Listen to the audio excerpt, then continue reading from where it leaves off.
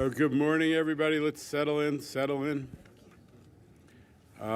Let's call to order the joint meeting of the MTA board and our committees: Bridges and Tunnels, New York City Transit, Joint Railroad, Capital Program Committee, the Safety, and the Finance committees.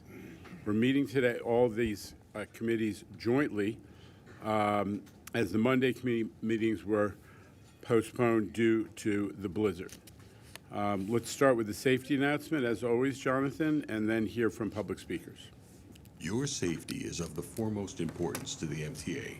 Therefore, we ask that you listen and adhere to the following instructions. If you witness an emergency, notify emergency personnel in the room and call 911 immediately.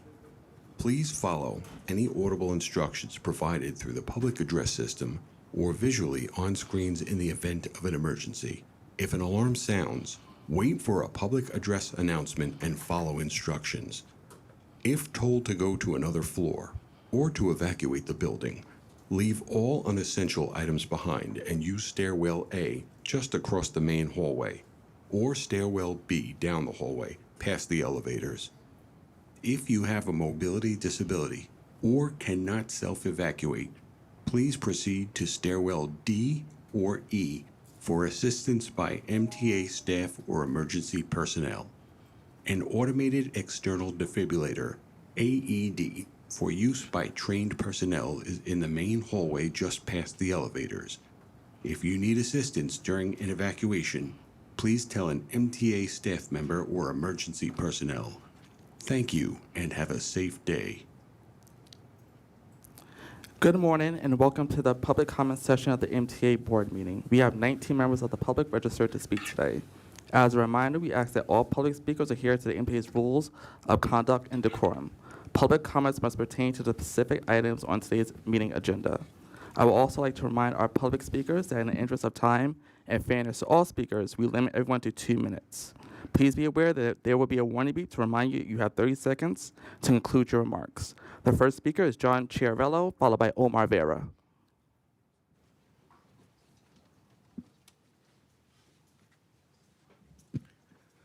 Good morning. Can you hear me? So good morning, MTA board. Good morning, Jano. I would just like to bring some items of importance to your attention. I'm John Chiarello, TWU Local 100 President, representing 44,000 members, and also our Safety Alliance, which was the ATU, SSA, and 106. The most important issue I want to bring up is bus radios. I've been talking about this for some time now, but I need to bring this to the board. We have this ongoing issue with the new digitized radio system. The outages to date have not been addressed with the union. The vendors' records have not been supplied to the union for all the updates that are happening, which keep coming up more and more.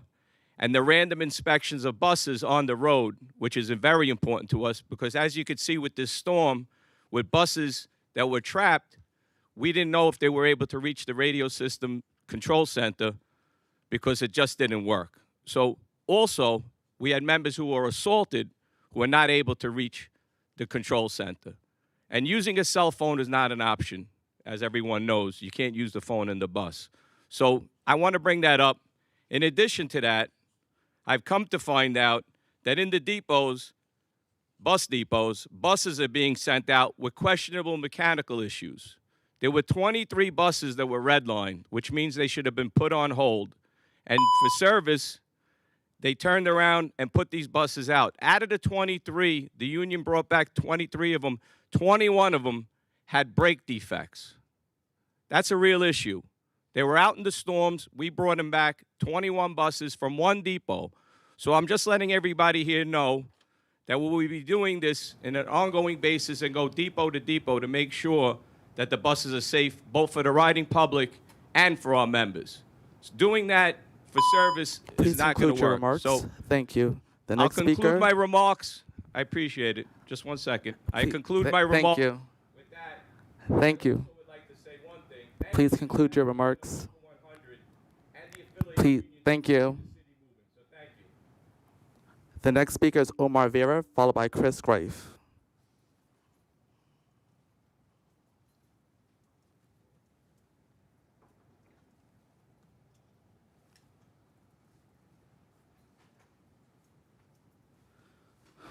The next speaker is Chris Gray, followed by Ike Orkar.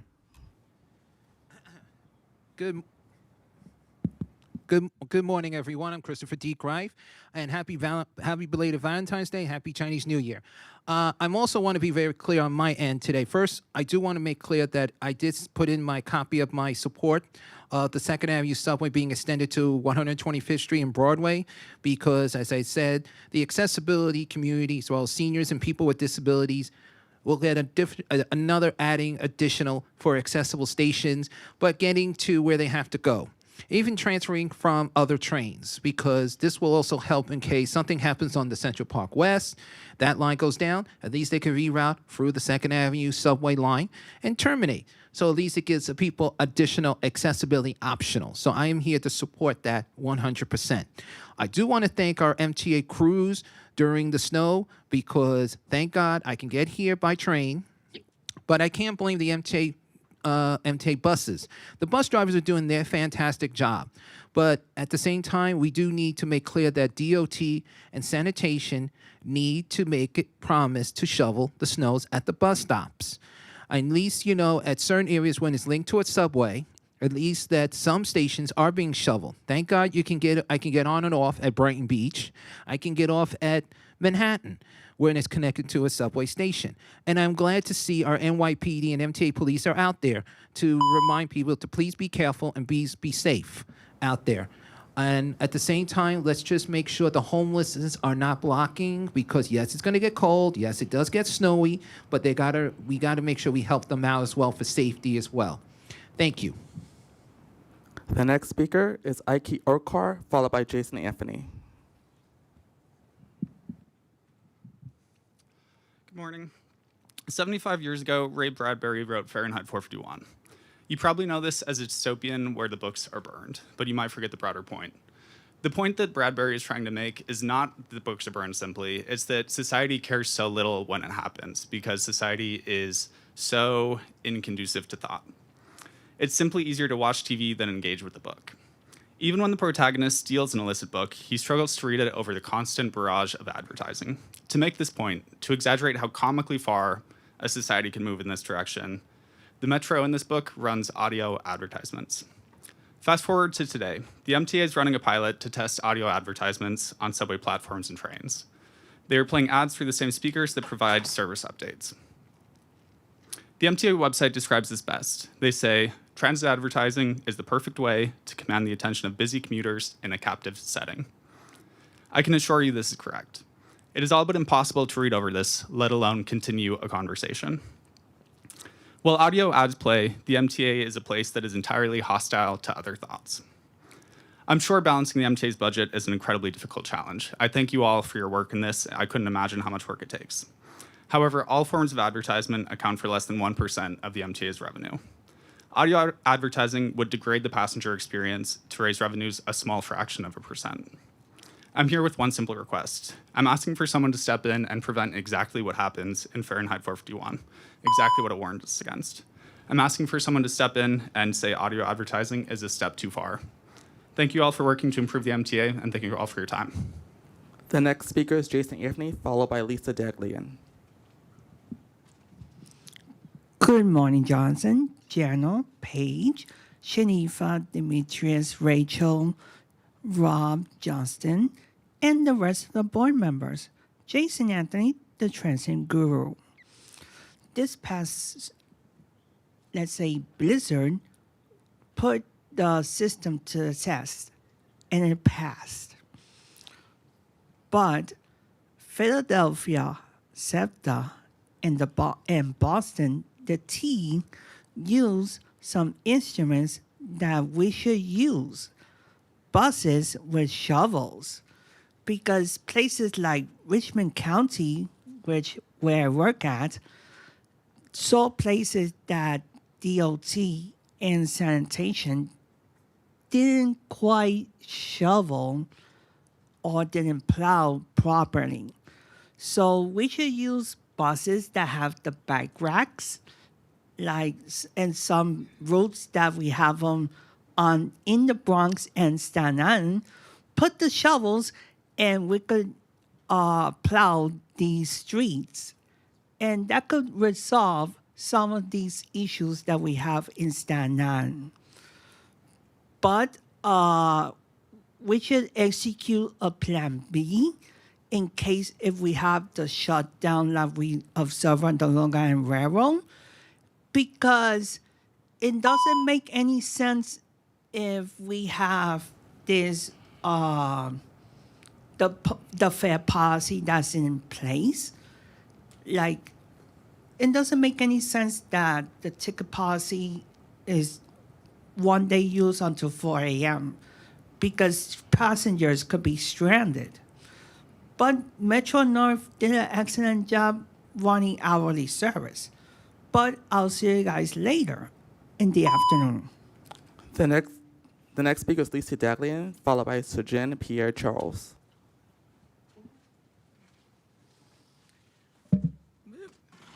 Sorry, still getting used to this. Good morning, I'm Lisa Daglian, Executive Director of the Permanent Citizens Advisory Committee to the MTA PCAC. So another month, another storm.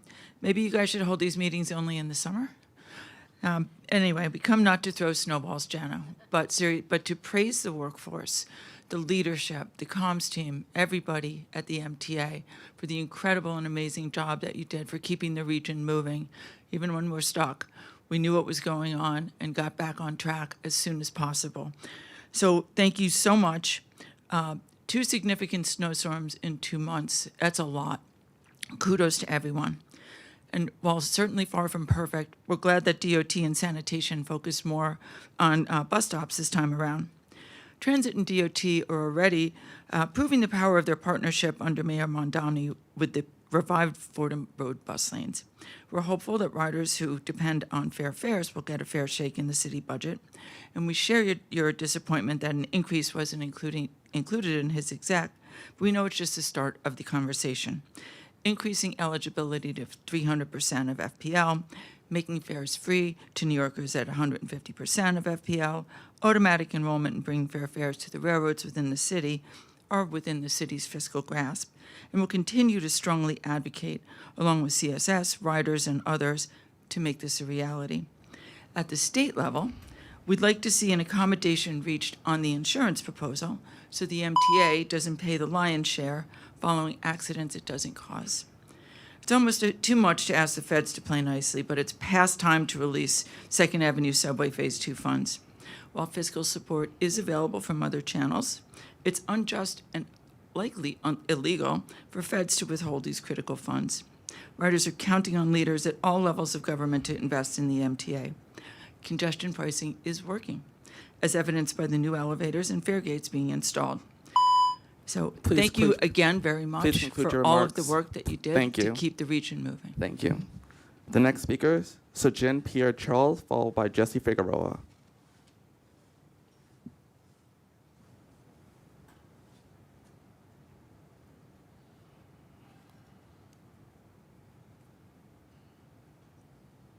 Good morning. My name is Sajin Pierre Charles. I am a small business owner on Long Island and also a board member of the West Hempstead Chamber of Commerce. Thank you for the opportunity to speak. Small business on Long Island are basically under pressure from rising auto insurance costs. While this is often seen as a personal or commuter issue, it also affects our public institutions, like including the MTA. New York insurance market operates in a high litigation environment with frequent lawsuits and ongoing fraud concern. Insurers consistently cite those factors are the key drivers of rising premiums. Those higher costs don't just impact individual drivers or small business. They also affect large vehicle fleets and public agencies that insure buses, service vehicles, and all of the other operations. For the MTA, insurance is a necessary expense, of course. When premium rises because of fraud or excessive litigation, those costs flow directly into the MTA budget. That creates more of a financial pressure at a time when riders are already struggling with affordability. As a small business owner, I see those costs ripple out outward with vendor raises prices, delivery cost increases, and customers ultimately pay more. For a transit system serving millions, even small percentage increase insurance can mean millions of dollars. So how much does insurance cost? Fraud and litigation abuse cost the MTA every year? And if this cost can reduce, can the saving be passed on to the consumer? Thank you. The next speaker is Jesse Figueroa, followed by Miriam Fisher.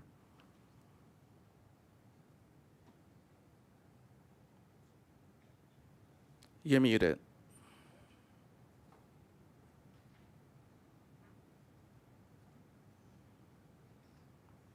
You're still muted, Jesse. Hold on 1 second. Good morning. Good morning, Jano. Committee members, public speakers today on this lovely snow-packed day in New York. Happy belated Valentine's Day. Happy Chinese New Year. Happy early birthday to me as I turn 50 on Monday. My name is Jesse Figueroa, U.S. Army veteran and transportation advocate. I apologize for not being there in person today as the blizzard limited my ability to travel, but I feel that it is important to speak today. First of all, thank you to the MTA workforce for your tireless snow removal and service restoration efforts.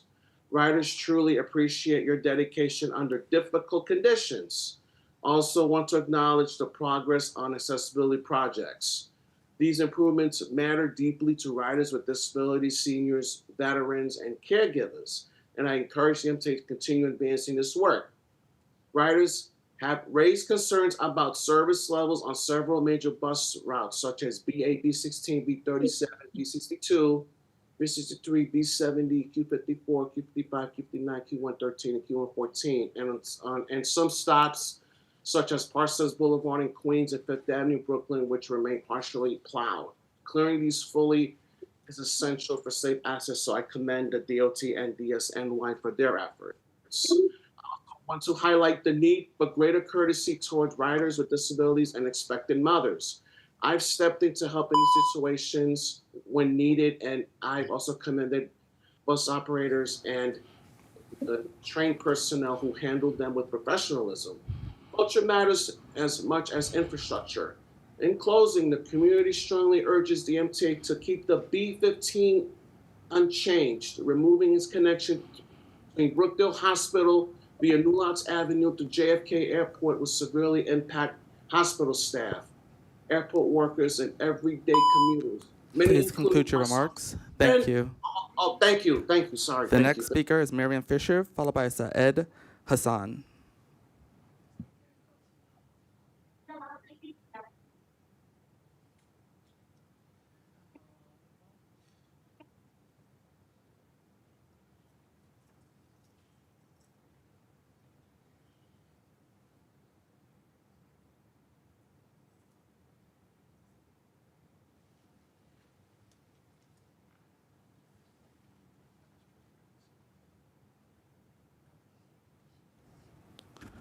The next speaker is Saed Hassan, followed by Irish Kelly.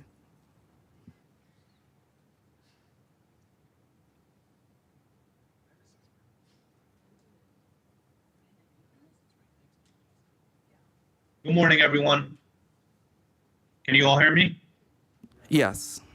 My name is Saeed Hussain, TWU Local 100 Section Chairman of Pitkin Maintenance Facility, where we've accepted hundreds of Kawasaki R211 rail cars. I say that to say this. This past January, TWU continued highlighting the ongoing concerns about the MTA's contracting process, citing the non-competitive $1.5 billion subway award to the major MTA vendor Kawasaki Railcar, which appears to have been decided with minimal transparency and very little public notice. Kawasaki surveyed workers have reported troubling conditions on the field, and MTA has a notorious history of production defects and delays over its decades-long relationship with the company. Even the MTA acknowledges that the added cost of doing business with Kawasaki is approximately an additional $4 million to Hitachi for CBTC installation due to production delays with the 211 rail cars listed in the Capital Program Committee book in January. With its poor history of workmanship that were identified in the consultant reports in January, the authority has all the more reasons to utilize effective contracting tools to hold the company accountable.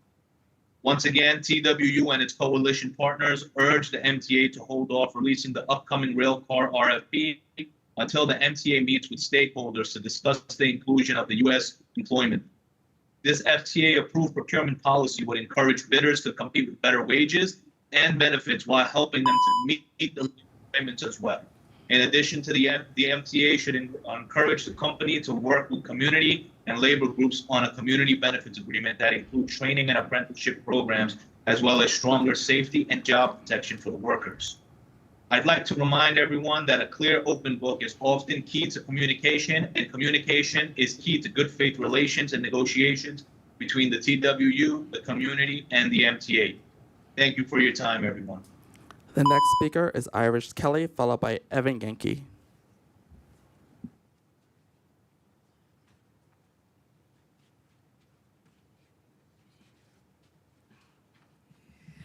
Yeah, for the Long Island Railroad, and I think it's a mistake they put this ending at 4 a.m. I mean, these people sometimes can become delayed or had some medical issue they had to delay till for later train. And if that time runs out, it's not good for any of us to have a problem with the trains. Now, if you're behind the times, you don't even have Apple Pay, you don't have Wi-Fi on the trains. It'd be helpful to keep up with everybody doing correctly. Because there's sometimes people who get on the train who happen to catch a certain train, didn't have time to get their ticket ready because they don't have Wi-Fi. It'd be nice if they had the Wi-Fi. It'd be so quick to be able to do it and get right there. You have the ticket ready for them. And then for the Apple Pay, it'd be easy for them just to pay it. Just tap it and pay. It'd be done. It'd be so much easier if you do it that way. And then in regards to the accessoride, they're doing pretty good, but now they need to have, for us transit people need to have on demand. Because I had problems where I had to leave my office early, couldn't change the time if something comes up. Or even like the other night happened to me, had to change, in the morning I had to change my location. Because the fact that no one picked up normally registration for pick up at the gym near my house. But because the gym was closed, I couldn't go there. They couldn't pick me up at my house, not that far away. They couldn't do it. I don't know why not. It shouldn't be. It's not like I'm out of the way. It was short distance to it. But there's a lot of things that need to be done, and you should have on demand because you don't know who people really need it. You should ask the people who really do need it, and have, because many times I've had problems where I could have used it. That's terrible. You don't let me have it by now. It's disgraceful. Thank you. The next speaker is Evan Yankee, followed by Miriam Fisher. Good morning. My name is Evan Yankee, and I am Advocacy Director for Brooklyn Center for Independence of the Disabled. Last month, we attended this meeting and spoke about the barriers created by snow, people with disabilities, and others using the MTA services face. And we know that the city has been pressing the bus franchisee to clear bus stops, and in many cases has tried to do a better job itself. And we believe there has been progress overall. But there's still more work to do. Clearing bus stops, clearing pathways to subways, and clearing mounds of snow and ice impeding paratransit pickups and drop-offs. We are aware that the MTA does not have direct responsibility for clearing bus stops in some of the other areas that MTA travelers use, but we're here today to encourage work with the city government and the many other jurisdictions necessary to keep paths to MTA transit accessible and barrier-free. We have been saying the same thing to the city and to others. It seems clear to us that the biggest barriers on the streetscape during snow emergencies like the one we're experiencing are not due to weather, but due to jurisdictional inefficiencies. There must be better options for people with disabilities than having to go around to different organizations and government bodies being told where their responsibility stops. There must be a better path forward. In addition to bus stop clearance, we are concerned about the pathways to and from subway stops and other transit. We've continued to receive reports about paratransit vehicles not being able to do pickups and drop-offs because of the snow-plow-generated mounds of snow and ice on the side of the street. We've also received calls from people with disabilities discouraged from using transit because they have no way of knowing the snow clearance status along their intended trip. And we have increased complaints about buses not being able to pull close to the curb for people who can't make it into the street to enter the bus. We look forward to opportunities for different government bodies and organizations to work on these issues together and come up with a plan to speed pathway making through the snow that is accessible for all. Thank you. The next speaker is Miriam Fisher, followed by Moyam Tram.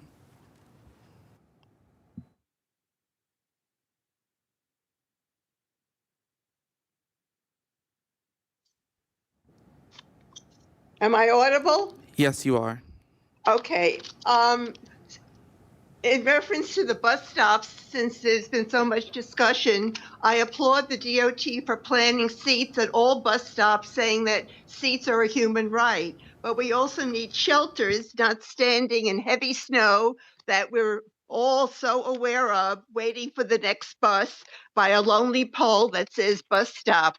We also need shelters in all the stops. I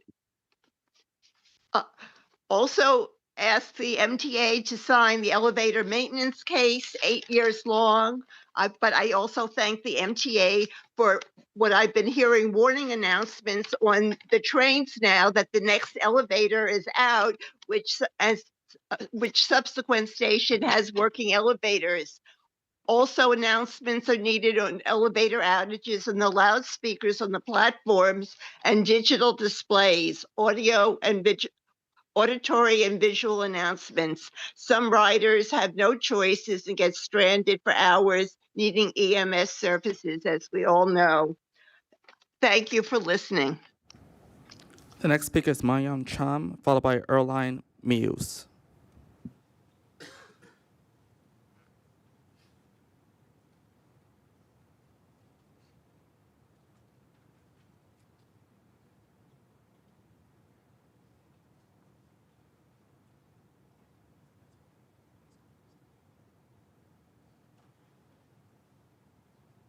Good morning, board members. I'm Marianne Tom, New York Policy Manager with Jobs to America.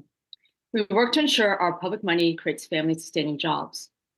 JMA has worked with labor unions and advocacy groups asking the MTA to engage with us on 2 requests.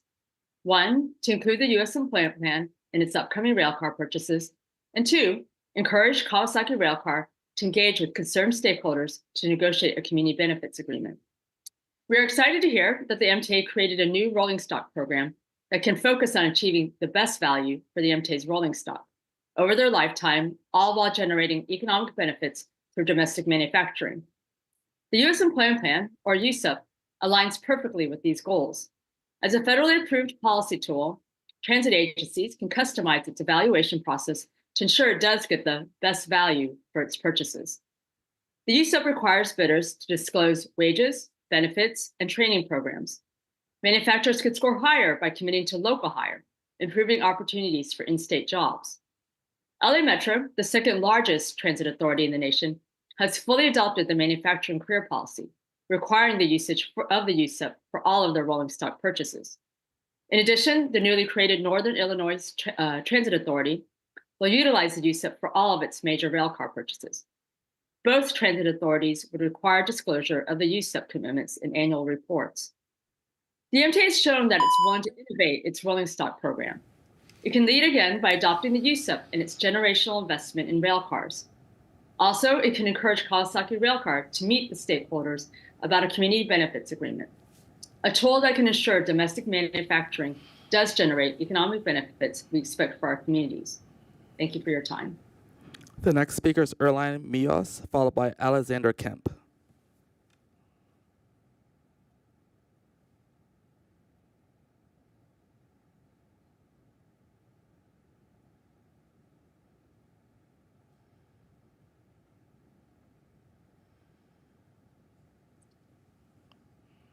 Well, hi, my name is Erling Meyus. I'm a Brooklyn resident and a daily MTA bus rider. I'm speaking about bus operator accountability, accessibility, equality, and rider dignity. On multiple occasions, I have been left at a bus stop despite having this visible mobility limitation due to an ACL injury. Operators have refused to open doors or have pulled away because I safely can't board fast enough for them. And winter conditions, like right now, when the bus stop is wet, snowed in, and unclear, it create a greater safety risk. For someone with a limited mobility, standing longer on icy or even pavement increase the likelihood of me falling and injured. So the driver would just drive off and not have patience to give me a moment to walk and get on the bus. It's not an insulated event. It reflects boarding issues of training, oversight, and enforcement. The MTA serves seniors, disability riders, pregnant riders, individuals with temporary injuries. Disability is not an option. It requires under the Americans with Disability Act and fundamental to equitable public services.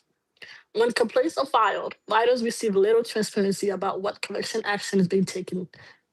Without visible accountability, the same pattern continue over and over. I will file complaints and give all the information, but cases just close where nobody follow up with me or say anything to me. I urge the board to shorten ADA sensitivity training, establish clear complaint resolution timeline, and increase transparency regarding accessibility-related incident. I am prepared to provide documentation of these occurrences, but I want us to have more of a better complaint system because I feel like if I send a complaint, I don't hear back from it, and the same thing keep repeating over and over. In Brooklyn, Queens, Long Island, I'm dealing with the same issue over and over, where bus drivers are just leaving me to stop just because they feel like it. Please conclude your remarks. That's Thank you. The next speaker is Alexander Kemp, followed by Arthur Miller.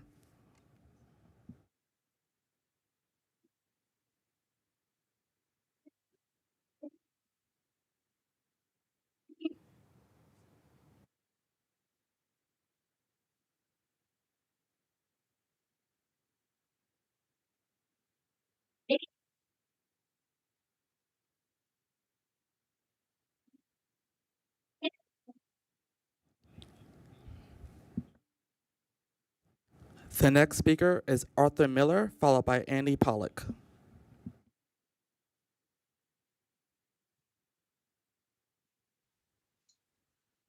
Good morning. First, kudos to the MTA for its storm prep and maintenance of service this snowy and cold winter.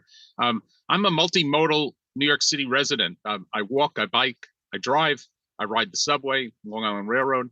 I'm an attorney. I work primarily with the truck and bus fleets. I see firsthand how the costs of liability insurance have risen to unsustainable levels. The insurance personal injury ecosystem is punishing hardworking New Yorkers and eroding affordability in the Empire State. Governor Kathy Hochul, in her State of the State address, made several proposals to bring down vehicle insurance rates and tackle fraudulent claims across the state. MTA Chairman Lieber noted in support that the MTA operates thousands of vehicles on the street level, which makes the MTA a ripe target for insurance claims, even when the drivers aren't meaningfully at fault. Every dollar the MTA spends paying and defending those claims is a dollar that could and should have gone to delivering more frequent and more reliable service. In light of this overdue focus on the cost of insurance and injury claims, please speak to the steps that the MTA is taking across its operations to identify and route fraudulent claims, and also describe any legislative enactments that the MTA would like to see that would better facilitate a response to such claims. In other words, what would the MTA like to see from the state? Thank you so much. The next speaker is Andy Pollock, followed by Michael Ring.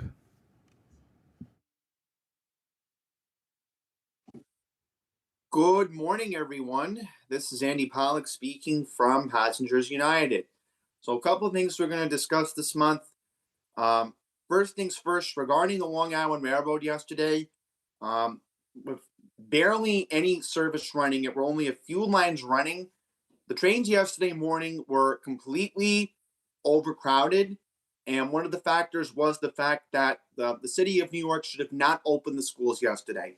That was one of the reasons why we had complete overcrowding on some Long Island Railroad trains during the peak yesterday morning. So again, overcrowding on trains needs to be addressed for future instances going forward. Okay, two other things I want to get into. First, the lack of Omni machines. A couple weeks ago, I did my own survey, and some subway stations, there used to be a bunch of Metro card machines, and now all I see are a bunch of vacant spaces where Omni machines could be installed. So let's get more Omni machines installed in the subway stations, especially from what I saw at Times Square, for an example. Come on, really? There should be more Omni machines available at the busiest subway station in the entire subway system. So let's get that addressed. And then one more thing. Regarding what's going on with New Jersey Transit and the Portal Bridge, I'm sorry. For Pascagoula Valley Line customers, Metro North should have been cross-honoring on the Hudson Line. I mean, the 126 bus is getting overcrowded during the peak, and especially the PATH train cannot handle the amount of people that the Pascagoula Valley line would be able to handle for the people wanting Midtown Direct service. There's barely any Midtown Direct service during this Amtrak work. So can we please have Metro North Cross Honor for Pascagoula Valley line customers until this is over? So with that, thank you all for letting me speak this month. The next speaker is Michael Ring, followed by Omar Vera. Good morning. My name is Michael Ring. If anyone needs a verbal description of my appearance, I'm a 62-year-old white guy who always needs to shave. I'm also Vice President of Disabled in Action of Greater New York, and I'm speaking on their behalf today. And I'd like to talk about taxi reimbursement, the policy and the procedures. I'm sure most of you guys know that if something is going wrong in your Access-a-Ride trip, you're allowed to call and say, can I find my own way home? If your day is going sideways, like today's a day where everything's going sideways. I took Access-a-Ride here, but in 4 hours, it's going to be impossible for me to meet up with an Access-a-Ride van. So about an hour ago, I called Access-a-Ride and said I'd like to use taxi reimbursement to make my own way home. I was put on hold. It said a 20-minute wait. I didn't want to wait 20 minutes. I tried just before this meeting started. It was a 9-minute wait. I opted to cancel my rides because I will be able to get myself home. But if I needed to wait at 20 minutes outdoors, that would have been impossible.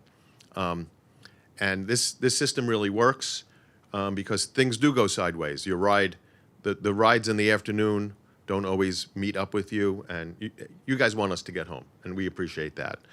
But we get reimbursed. We get a check in the mail. I am currently waiting to get reimbursed from a trip I took on October 11th.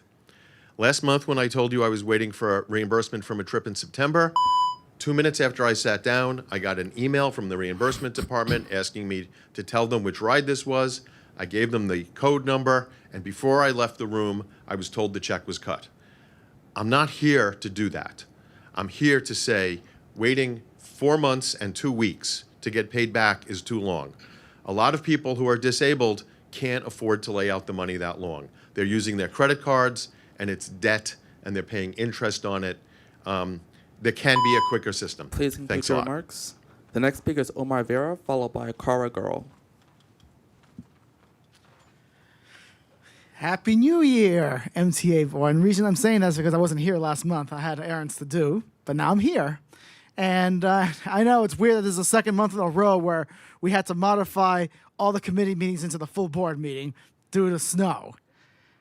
But like I said, this is you actually did better work than was in past years, because like in past years they used to have the severe weather map where it was underground only altogether. In order to protect basically lines everything from the elements, and of course the elements being snow. And that was good. I also found it rather interesting that you had that you modified the Rockaway Park shuttle to run all the way to Euclid Avenue during the snowstorm. That was quite clever. But you know, we do have to revisit that service plan eventually. One day, somehow, we will have all A service on the Rockaways and the C extended to Lafayette Boulevard, as Andrew has mentioned time and again in the past. Like I said, also the full transition to Omni went rather better than usual. I actually managed to get the last Metro card refilled from 3 Stone Street right downstairs on December 30th, right before they removed the machine. So I managed to enjoy one last 30-day unlimited round just for nostalgia's sake. But like I said, one thing you can do to improve Omni, though, is that at least with those who have accounts, you can have multiple cards as opposed to just only one at a time. That means if you don't have one, you still have other options.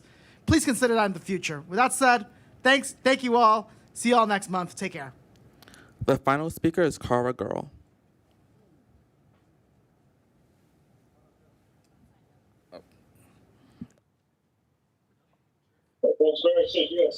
Thank you, Chair Lieber. That concludes our public comment session.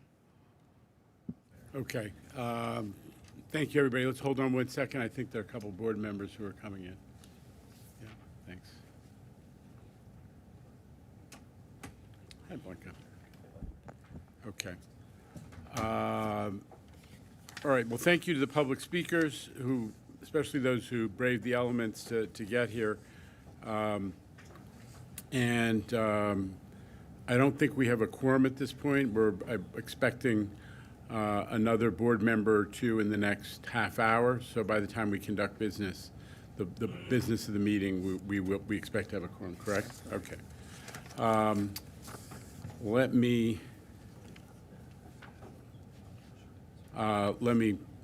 fire up the thing. Okay.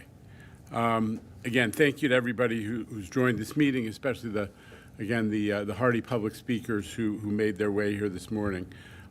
This is 2 months in a row that we've had this situation where our committee meetings get delayed and consolidated into the Wednesday board meeting. We'll be taking a poll later on whether the board likes a single-day board meeting, but we'll see how that goes. Listen, the blizzard was one for the books, and I want to acknowledge the MTA workforce. They put in enormously long hours. If you only knew, our agency presidents know all about it. I see some of them may have slept finally. We're incredibly proud of how this team performed. New York never stops, never sleeps, especially at New York's at MTA during these events, and I'm really proud how we rose to the occasion.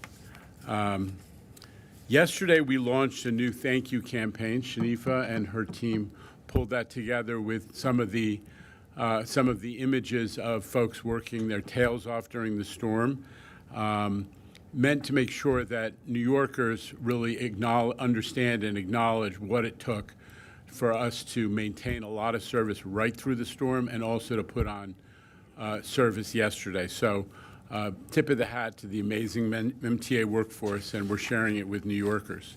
But I got to make sure everyone understands the storm response, the success, was the result of hard work, but also a ton of preparation. As soon as the forecast turned in the direction that it did, we started mobilizing, pre-positioning a ton of equipment and people well before the first flakes flew.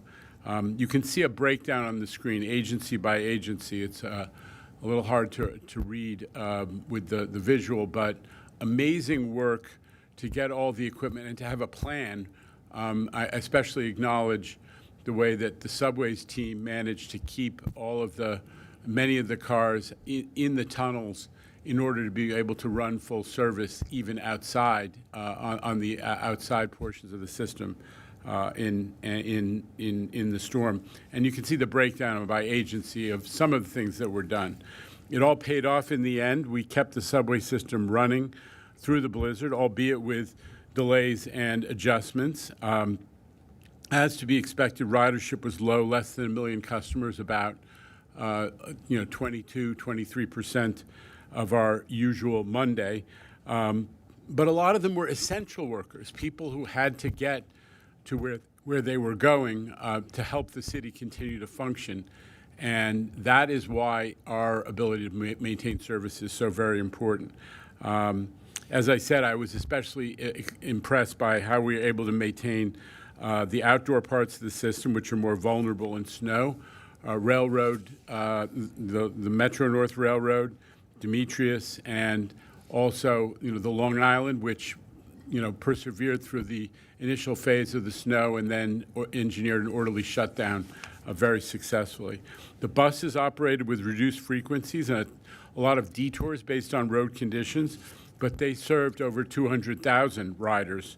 No secret that there were some isolated problems, especially on Staten Island, where a ton of buses got stuck. But we had a good collaboration with sanitation.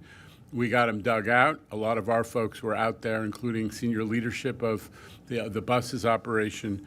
And we also supported DSNY's expanded efforts to keep the bus stops clear, a lesson that was taken away from the first storm. And we saw a lot of improvement in the condition of the bus stops, as some of the folks acknowledged from the podium this morning. The biggest impact was on Long Island, where Rob made the responsible decision to temporarily suspend Long Island Railroad service in an environment of intense wind and snow drifts that were up to what, 8 feet, Rob, in some cases. It made sense to focus on clearing the snow without risking stranding customers. I think we heard about it from the podium in the past, sometimes when the railroad ran service a little too far into a storm of this scale, there were stranded trains. But we were back up and running with limited service by 4 o'clock Tuesday morning. For its part, Metro North never stopped.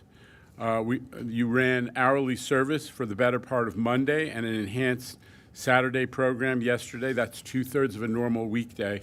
Not too shabby. Way to go, Justin. And, obviously, please make sure the team understands how much the public and everybody here appreciates what was done.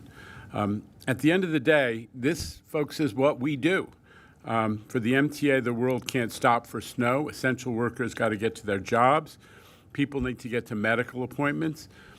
Rachel and the paratransit team did 2,000 trips yesterday, and most of those folks had to go get to dialysis or to urgent medical appointments. They weren't doing it because they wanted to go to the arcade in Times Square, right? So super important.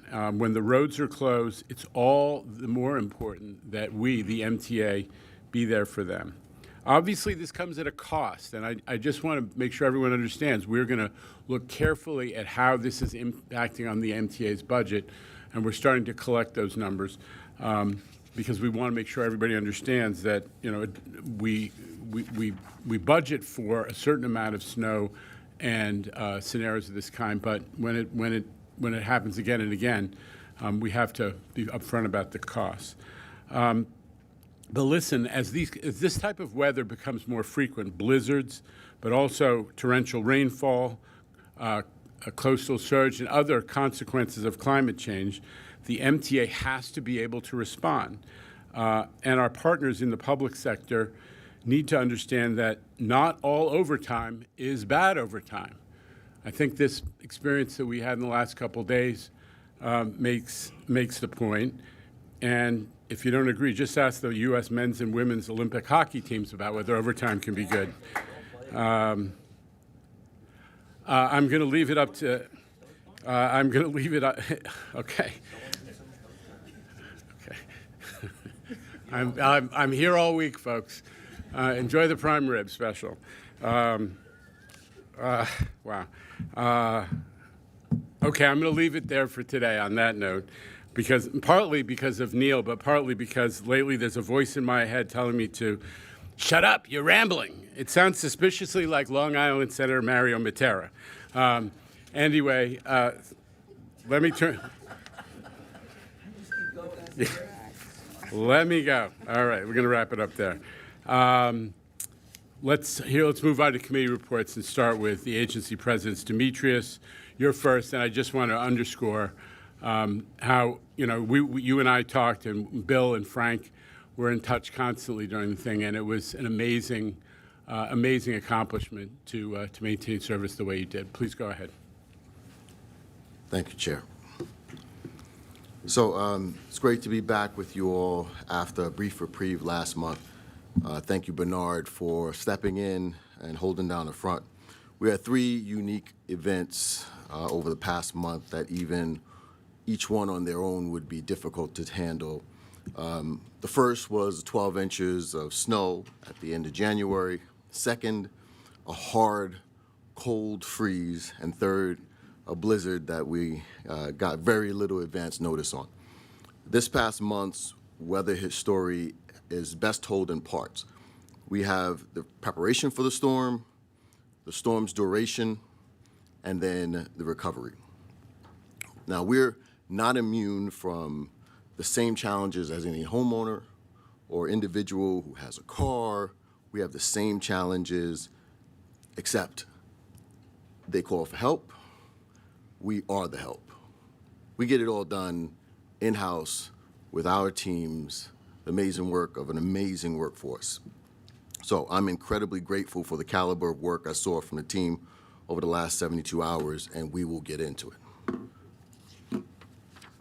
So I think this entire city was in the same boat when it came to the surprise shift in forecast overnight on Friday to elevate this past storm into a blizzard. We went home, the forecast was 3 to 6 inches, 30-mile-per-hour wind, and in the morning, I recall sending an email to the weather forecaster that we have on staff asking if he made a mistake because it had changed from the night before to now a forecast up to 18 inches and gusts up to 40 miles per hour. And that forecast only continued to get worse with time. So transit had to respond very quickly to jump into action. And that wasn't easy. Typically, before a major storm, as part of our preparations, we have 96 hours or so to be able to prepare to get things in place. This time we had 12. This means that we were calling more employees in, canceling weekend projects, and we were repurposing those work trains into snow fighting equipment and critically repositioning equipment and personnel in preparation. Pretty much everyone had to stop whatever they were doing in order to be responsive for this. This storm's forecast changed so dramatically and so quickly that the weekend work had already begun on Friday, including the L line shutdown, and the team had already started to pour concrete. Concrete is poured already. There is no going back once you start that. You have to allow it to cure. So we're watching that project literally like hawks as we stand over to make sure folks are trying it by any means necessary to try to get the track work, and we're waiting for those work trains to be able to turn them into snow fighting equipment as well. Every employee, every piece of equipment counted in this instance. Now, staging a response, whether it be work trains, plows, and chains for buses, for paratransit, and people, it takes time, but this team got it done. Now, transit is a lifeline for New Yorkers. That is true every single day in this city, but it's never more clear than during a major storm. And something I heard over and over again on Sunday throughout the night and into Monday is we're going to push through. The team was committed to pushing through. That's the mentality here. Every employee was fighting to push through, and that we did. We delivered over 1 million rides on Monday across subways, buses, and paratransit. These are folks who had to get places. They are healthcare providers. They are essential workers. They are first responders. New York can't function without them, and they can't serve New York without us. Of all the boroughs, the Bronx retained the highest ridership through the storm, with 26% of its typical trips still taken. Bronx riders have places to go, and they like to use our system. And I'm sure there were some families headed to the parks as well for the first true snow day in many years. The station that got the most riders during the storm in the entire system, 59th Street, 5th Avenue. So, people love to get out, get some snow, do a little sledding, all the fun things at Central Park. And the station team was ready for these riders. During the storm, they addressed all 493 stations, including Staten Island Railway, and responded to 142 emergency calls. That's falling debris, that's power outages, that's water conditions, that's heating issues. And we kept trains moving through snow on a day's notice. We preserved service in the Rockaways, on the Brighton Line in South Brooklyn. Conditions were tough, no question, nearly 2 feet of heavy snow, wind gusts up to 50 miles per hour, and wind is not only unpleasant to employees out in conditions, but it also makes it incredibly difficult to clear elevated tracks. But again, the team pushed through. The team was smart about how we were going to keep service running for those who needed to get somewhere and for those who needed to get home. We ran what's called a round robin. Something we used to do back when I was in the control center. It was an opportunity to limit the number of switch moves that are made at Hamels Y. Essentially making sure you straight move track from Euclid to Rock Park to Far Rockaway and then back to Euclid. First time in many storms, the Rockaways continued to run.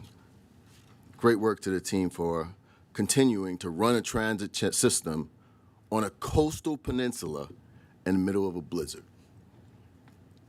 The buses team was also able to definitely switch to their winter weather plan to pull articulated buses out of service and to run an organized winter storm schedule.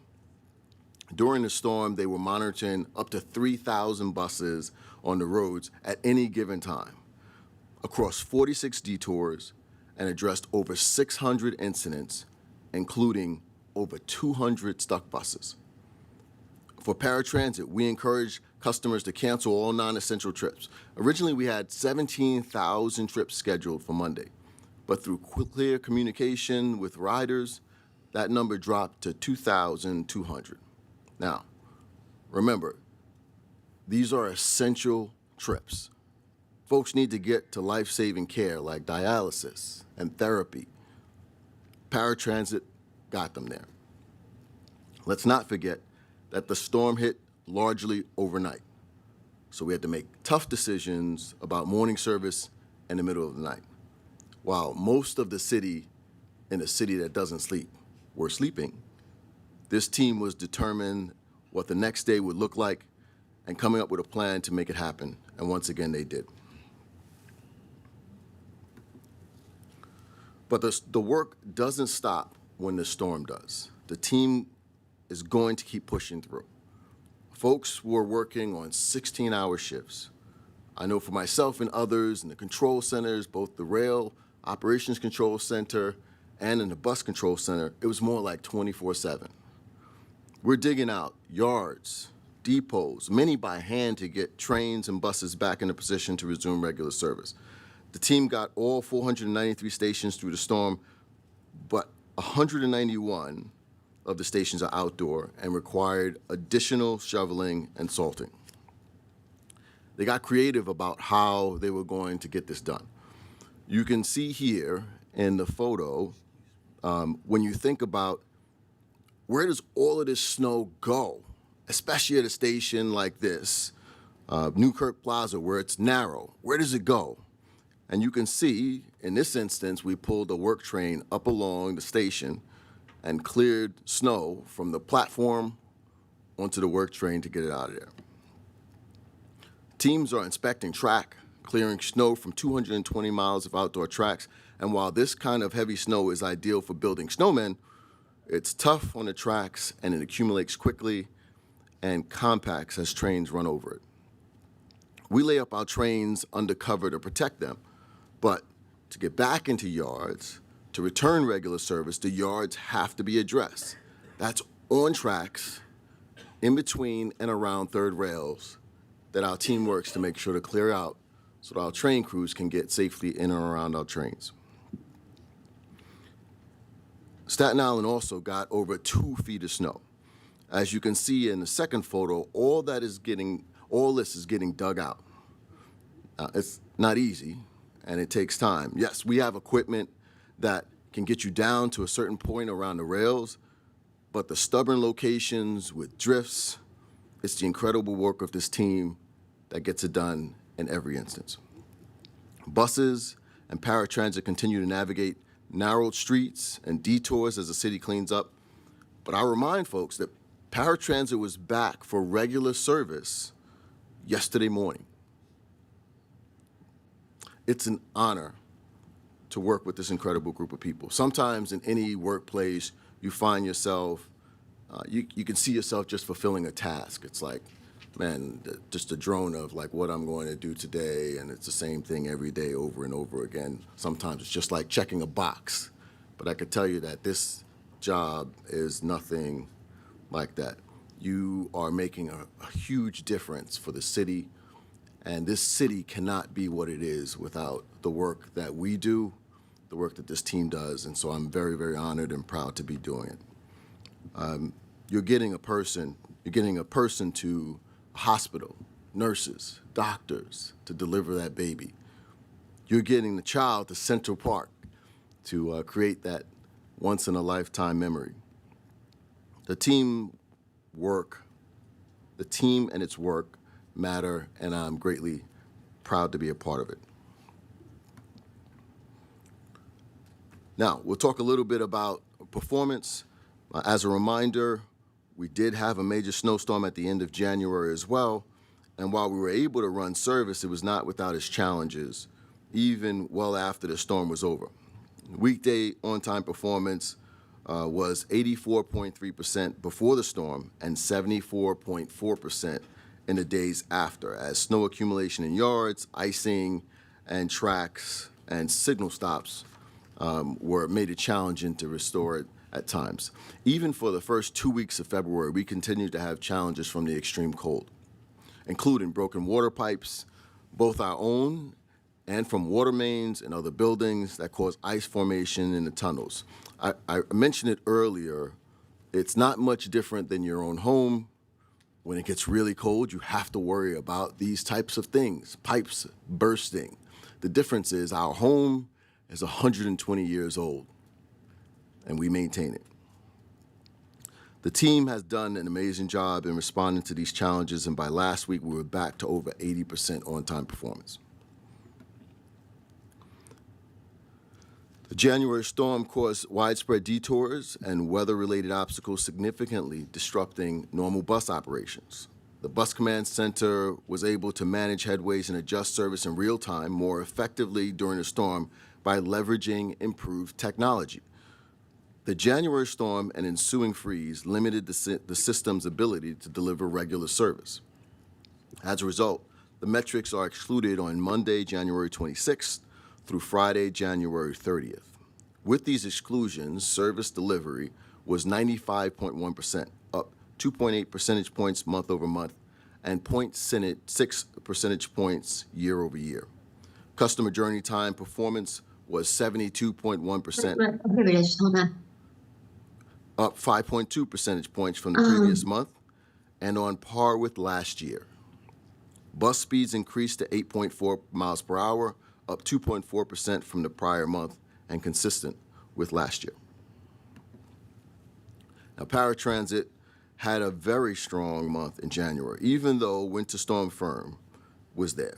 Looking in particular at service before the storm, as shown on the slide, Access-a-Ride hit impressive on-time performance marks with more than 97% of weekday trips and nearly 99% of weekend trips picked up within a 30-minute window. Looking at the entire month, inclusive of the days impacted by the storm, overall 30 minutes on-time performance was still at 95.6%, above the 94% goal and consistent with December performance.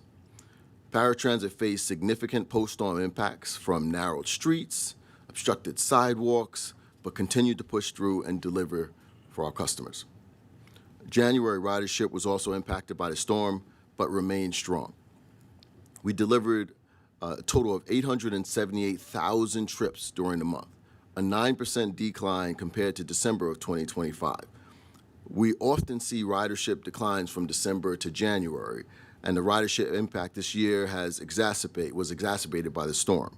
Still, year-over-year ridership increased by 7.6% compared to January of 2025, and ridership remains up 35% compared to pre-pandemic numbers, reinforcing the sustained growth of paratransit ridership. With that, I will turn it over to Rachel for a special presentation on paratransit's goals for 2026. Thanks, Demetrius, and good morning, everyone.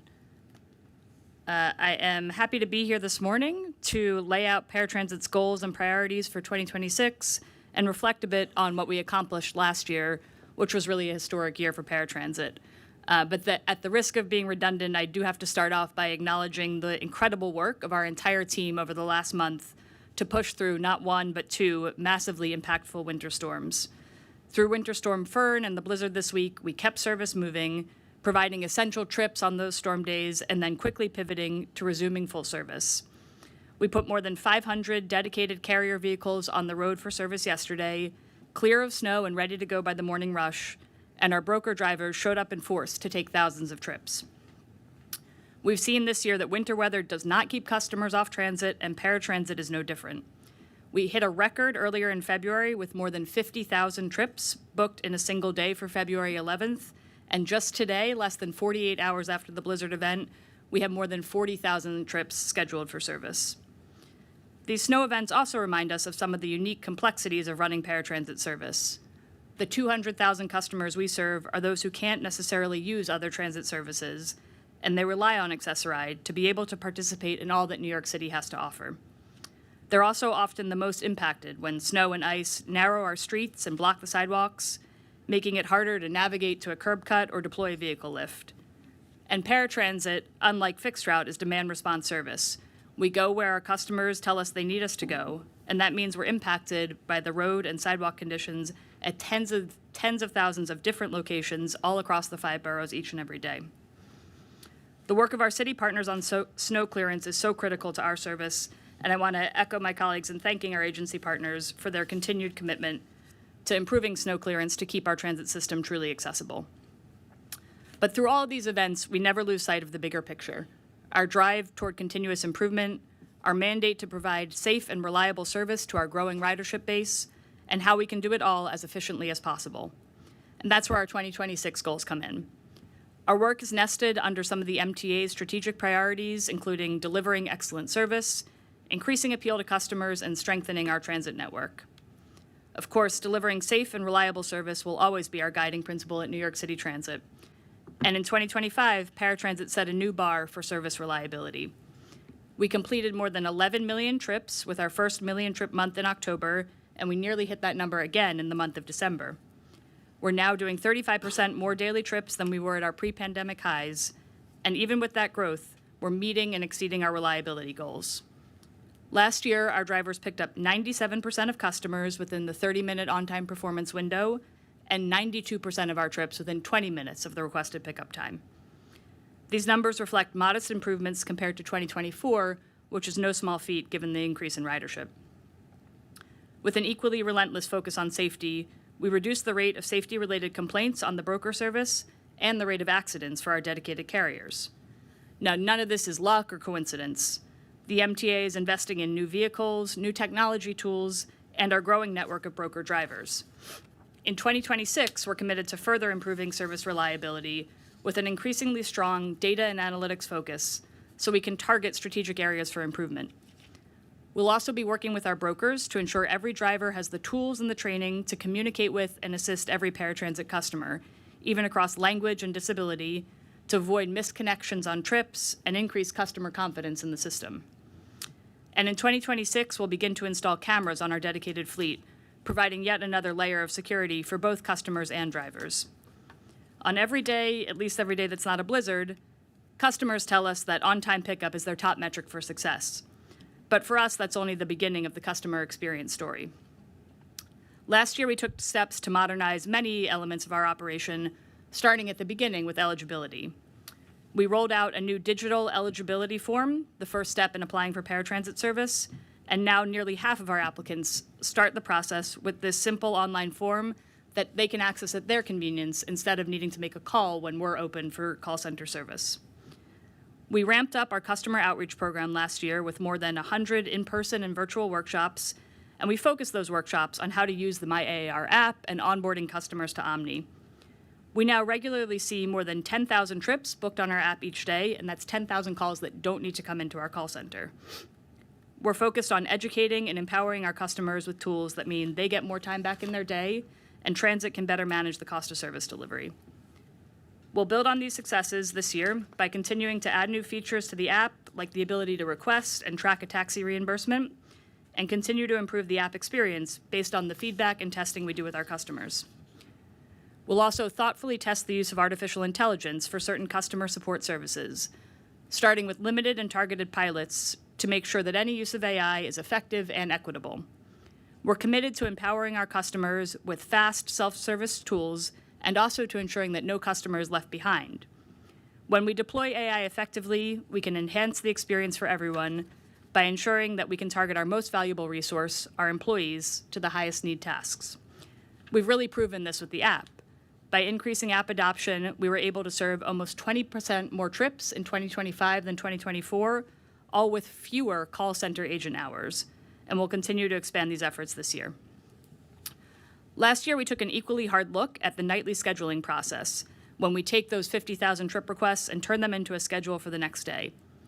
Because paratransit is origin to destination, not fixed route service, this schedule building process occurs every night, packaging the next day's trips into routes and finding opportunities to share rides while still providing timely service for every requested trip. By unpacking this process and looking at it step by step, we found opportunities to fill out underused vehicle capacity and get the most out of our dedicated carrier fleet. We also reallocated some of our vehicles to our highest performing service providers and kept growing the broker program. As a result of all of these efforts, in 2025, the transportation cost per trip was down compared to 2024, even with inflation. Now, reducing our cost per trip by 30 cents may not sound like a lot, but the result is $3 million of cost avoidance across 11 million trips. In the next 2 years, we'll continue this progress as we move from our 20-plus-year-old scheduling engine to a new paratransit technology system that we are building right now in partnership with a company called Rideco. We're investing in this state-of-the-art engine that'll help us build better routes, smooth out and speed up processes throughout our operation, and add smart dispatching that can adapt better to real-world changing conditions in the streets. That'll mean fewer underused seats in our vehicles and service hours, more predictable on-time performance and arrival ETAs, and better ability to adjust trips to meet day of travel needs, even after customers have scheduled their trips. We'll be able to be more responsive to customer needs on the day of service, further improving the paratransit experience, just as we heard from the podium this morning.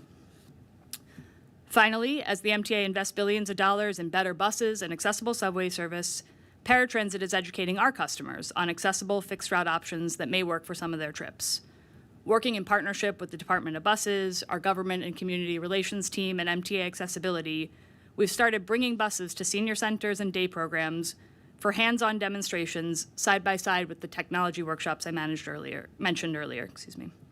We're empowering our customers with all the potential options for their ride and using all the tools at our disposal to educate our customer base. In 2025, we delivered nearly 20% more trips than just 1 year prior, and we did it all while decreasing our cost per trip and sustaining 80% customer satisfaction. It's clear from the testimony of our customers, advocates, and allies that we're on a path toward improved service. But we're not resting on our laurels. Customers deserve to travel with confidence in the reliability and the safety of their trip, and with dignity and independence in how they manage their travel choices. Come snow or shine, when paratransit delivers on these promises, New Yorkers with disabilities can get to work and school, to worship and healthcare, to see family and friends, just like any transit user. New York City Transit is proud to provide this service, but we don't do it alone. As our city and our transit system continue down the long road to full universal accessibility, paratransit will continue to be here as that critical safety net providing accessible service, and will continue taking steps to improve our service every year. With demand for high-quality paratransit continuing to grow, we're excited to write the next chapter in this story. Thank you. Thank you, Rachel. Thank you, Demetrius. I just remind the board that for many of us who have been here for a few years, and I see some of our accessibility stakeholders and friends out there, we used to spend an hour plus at these meetings in the public comment period listening to people rage about paratransit service. You know, it was full-on rage. And now there are a lot of things that we need to work on to get better. We hear about some of them from our regular partners, but the basics of the paratransit system are a thing of wonder to those of us who remember how challenging and what a source of controversy and dissent and dissatisfaction it was. So I just need to give incredible kudos to you, both of you, and to everybody behind you who has contributed to bringing us to this place. And I know we're working hard to make things better, including the taxi authorization reimbursements. Right, Michael Ring is been consistent on that one. So I just invite. We heard a lot of important information from Demetrius and Rachel, and I invite the board to ask questions or give comments at this time. Andrew Albert. Thank you both for really important reports, and the City of New York is just incredibly fortunate to have people that we have to keep this system running, to keep the city running. I don't think the average person can realize how many thousands of miles worth of track have to be kept working, de-iced, cleared of snow, thousands of rail vehicles, another brilliant move from the earlier winter storm Fern, running local service only and having de-icing, snow removal, and maintenance trains run on the express track. I mean, this is just an amazing team who knows how to do everything right, and this city needs to keep running, and this is the team that is going to keep it running. So we are incredibly fortunate. All you have to do is listen to service reports from other cities to see how much better it is here. So once again, thanks to all. Well, thank you, Andrew. And you know, nobody follows our subway system closer than Andrew Albert, so that's a strong vote of confidence. Anybody else? Anyway, there's a lot of future-going goals that you've laid out, Rachel, and keep us posted on how much progress we're making. And I just particularly highlight one thing that Rachel said at the end, which is, you know, part of the mission of we're investing so much in accessibility of the basic system of fixed guideway. We have a fully accessible bus system that, you know, for a lot of folks who have had to rely on paratransit because they haven't had the option of using the subway or commuter rail, the paratransit team, together with our accessibility team, Q is over there, and our government community relations team, is actually going out and trying to educate and answer questions of our paratransit customers about how they might be able to use now the general transit system. And that's also important because that's true equality for everybody. When we have an accessible system and folks who may feel like they were limited before to the paratransit option now get to use the system that everybody benefits from. So keep going. We made that an important priority, and I really want to keep pushing on that front as well. Okay. We have our friends from NYPD here, and we're going to hear a police report, and Chief Kember is standing by to provide some additional color if need be. Thank you. Good morning, everybody. Chairman Lieber, Chairperson Maltahautas, President Critchell, and members of the board. In front of you, the transit crime figures for the first month of the year. In the month of January, the subway system saw 174 crimes, reflecting a 6.1% increase, 44 versus 29 compared to the previous January. This increase is driven primarily by an increase in robberies. As a result, of deployment of resources has been strategically shifted to address this uptick. Additionally, while the increase is not what we want to see, it is notable that we are going against last year's crime levels, which robberies were at a historic low. In fact, when looking at what we collectively accomplished last year, it's clear that we have our work cut out for us in the year ahead. Last year, we saw historic lows across multiple crime categories. We also saw a historic high in number of firearms recovered. We're going to capitalize on the expertise of our leadership team, continue to analyze crime data, and shift deployment of officers as necessary. Shifting gears, I want to highlight the success of a collaborative initiative that we began last year. The Transit Bureau, by quite literally plugging into the MTA's communication system, has streamlined the dispatch and therefore resolution of quality of life complaints throughout the system. Our centralized six-wire team, co-located in our operations center, receives reports directly from MTA personnel in the field and then signs a district-based six-wire team to address the condition. This has resulted in faster responses with more positive outcomes that we had seen for these years' types of jobs previously. Overall, we remain committed to continuing the momentum that we maintained over the past year, driving down the subway crime, always being mindful of our ridership's perception of safety within the transit system. We look forward to continued collaboration between our two agencies and upholding this mission throughout the year. That concludes my remarks, and I'm glad to take any questions or comments you may have. But I just want to say great job by MTA and NYPD on Sunday and Monday with the snowstorm. It was fantastic teamwork. I was actually in work very early on Monday morning. I was in by like 5:30 in the morning, relieved the previous chief, and I couldn't believe the work ethic by the MTA employees out there and the NYPD out there. So I just want to say, I want to add on to it. It was a great teamwork, and it was an unbelievable job just to see how quickly the train station was cleaned and how the police were out there responding. So I just want to say thank you with that. Not for nothing, we had one crime on the snow day, only a single crime, right?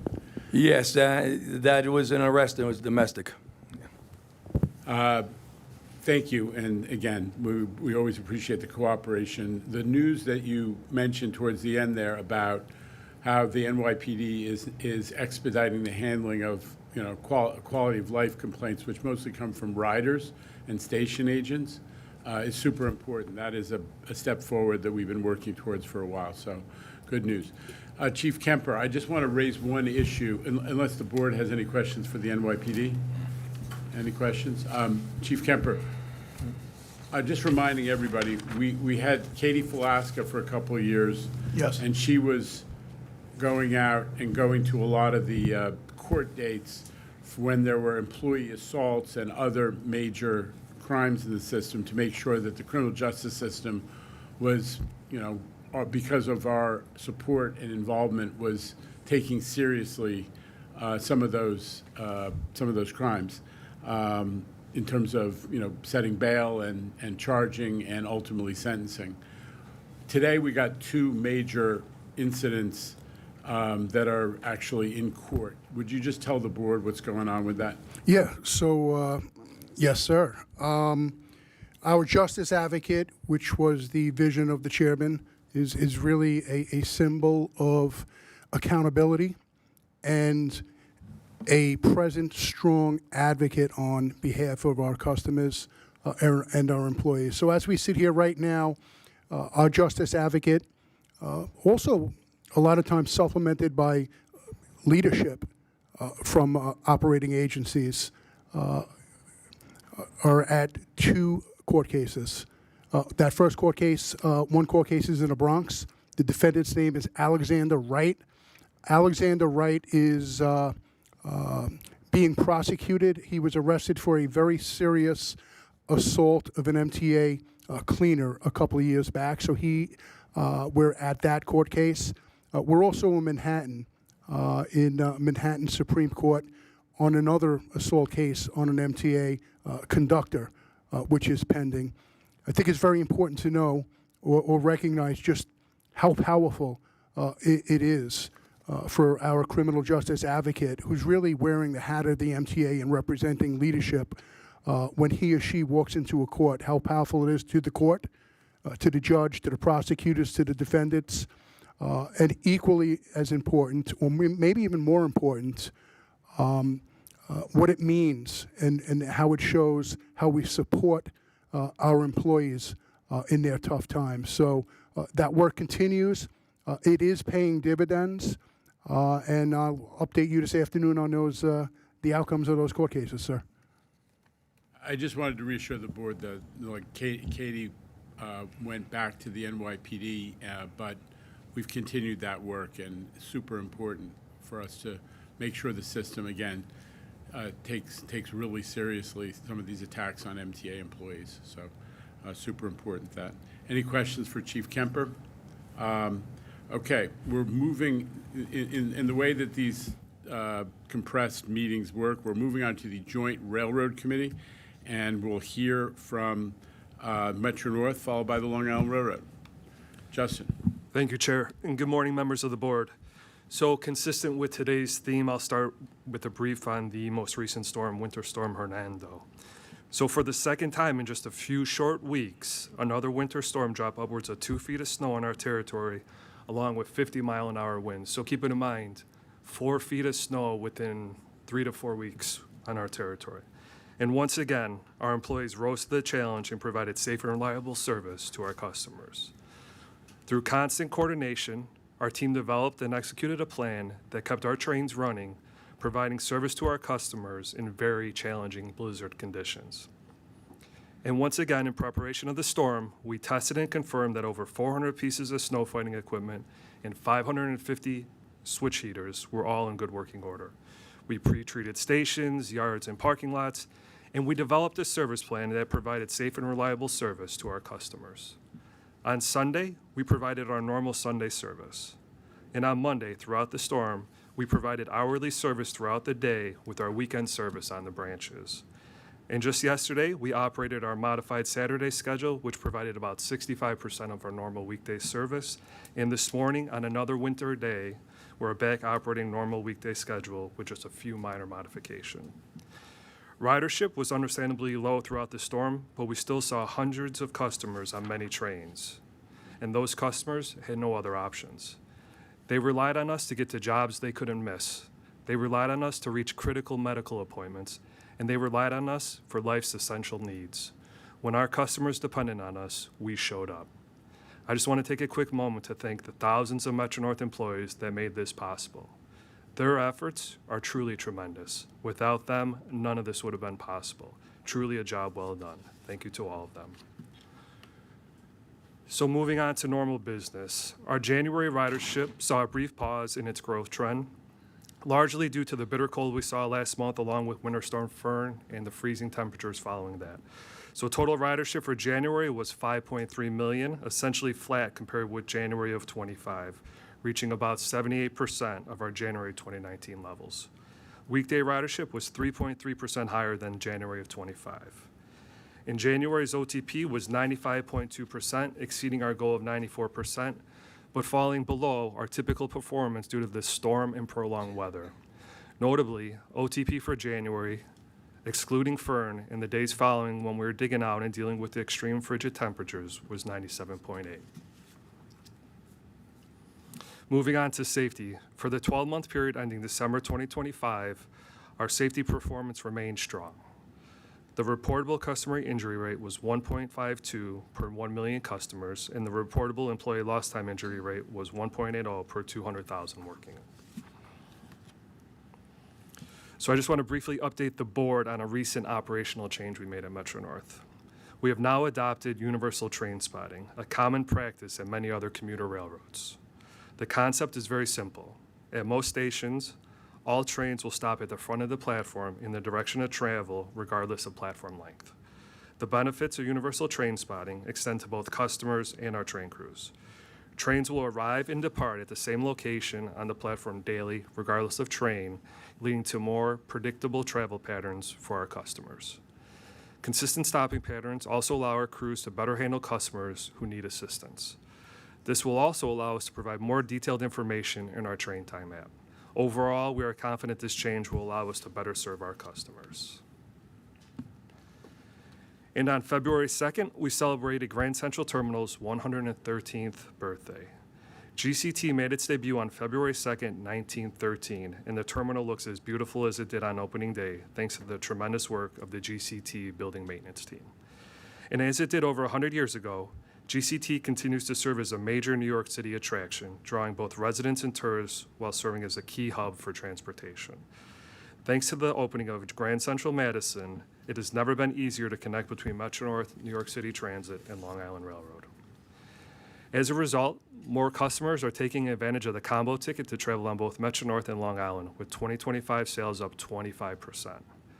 But transportation isn't the only thing going on at GCT.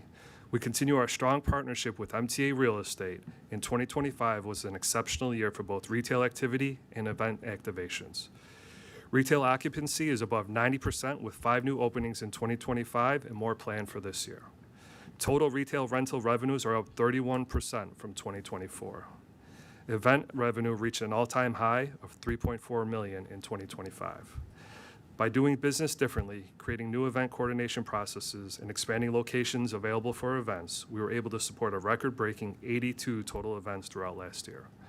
If you haven't already, be sure to stop by for one of these amazing events at GCT. That concludes my remarks, unless there's any questions. Apropos of your last comment, I just want to acknowledge David Florio and the folks who do that retail leasing.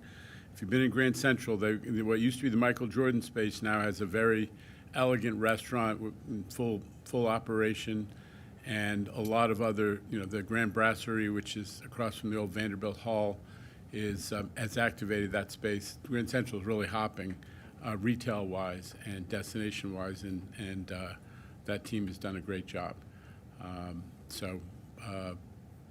Well done. Anybody questions for Justin? Mr. Valenti. Thanks, Chairman. Not a question, but I'd be remiss if I didn't make a comment about the job labor did in the storm and in the blizzard. During Monday's blizzard, Metro-North Railroad is able to maintain service, running on a reduced weekend-type schedule, hourly-type scheduled throughout their storm due to the intense around-the-clock labor of the crews.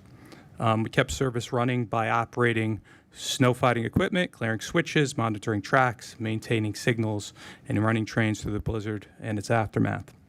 Labor traversed through hazardous road conditions in the heart of the blizzard to get to work. While many get a snow day or a remote work day, it's not an option for most craft employees. Monday is just another example why labor at Metro North and throughout the MTA deserve the recognition they're getting today, deserve the praise they're getting today, deserve to be rewarded for continuing to answer the call through these adverse conditions, making the agency the best in the business. Thank you. Thank you, and thank you to, through you to the folks that you represent. I think we're very clear on how much we appreciate the effort that's been put in. So let's hear from Long Island Railroad. Mr. Leather standing by as well. Thanks. Thank you, Chair. Good morning. I also want to start by reviewing the historical storm that hit Long Island and the region, which brought Long Island in particular 30 inches of snow, in some places over 30 inches, 35-mile-an-hour sustained winds, and gusts of 89 miles an hour winds. Those are hurricane-force winds. Snowdrifts, as the chairman had mentioned, of at least 8 feet high in particular locations on the railroad. This was one of the worst, if not the worst, blizzards that hit Long Island in recorded history. Keep in mind, as Demetrius had mentioned, the forecast just on Friday called for about 3 to 6 inches of snow. That's 2 days before the storm. We had to act fast and adapt to a rapidly evolving forecast. Extensive planning went into our response to this storm. So based on a significantly upgraded forecast, we implemented a planned, orderly shutdown at 1 a.m. on Monday. This planned, orderly shutdown allowed us to ensure the safety of our customers and employees. The last thing we want is to strand the train in conditions that make it perilous to rescue. It also permits our employees to focus on what they should, snow clearing efforts. Over 1,800 employees battled this historical storm, operating and maintaining 4 de-icer trains, multiple patrol trains. They also operated 15 pieces of on-track snow clearing equipment, clearing snow from switches, third rail, platforms, yards, and parking lots. Now, just to paint the picture on that, that's 126 stations spread out over 120 miles, 700 miles of track, 65% of our system is electrified. There are 916 switches in our property, and there's 35 yards with multiple tracks within that yard. Now, you've heard of the sixes theory. Well, I've been here for the 96 storm, the 2006 storm, the 2016 storm, and now the 2026 storm. And I have to say, this was one of the worst, if not the worst, storms. I cannot begin to thank our incredible Long Island employees enough for their heroic efforts, because that's what they are to me, heroes. I always say, when things are at their worst, we are at our best. Thank you for everything you did and that you continue to do. So on to normal business. In spite of the brutal January weather, which seems like it's a theme this winter, ridership continued to increase modestly, obviously impacted by the weather. January total ridership was 6.1 million customers, about a 2.3% increase over January of last year. Commutation ridership increased 13.2% over January last year, and monthly ticket ridership increased 12.1% over January of last year. And as the cold weather persisted, we still managed to break records in February. On February 10th, we accommodated 81,574 customers based on loadway during the AM peak period.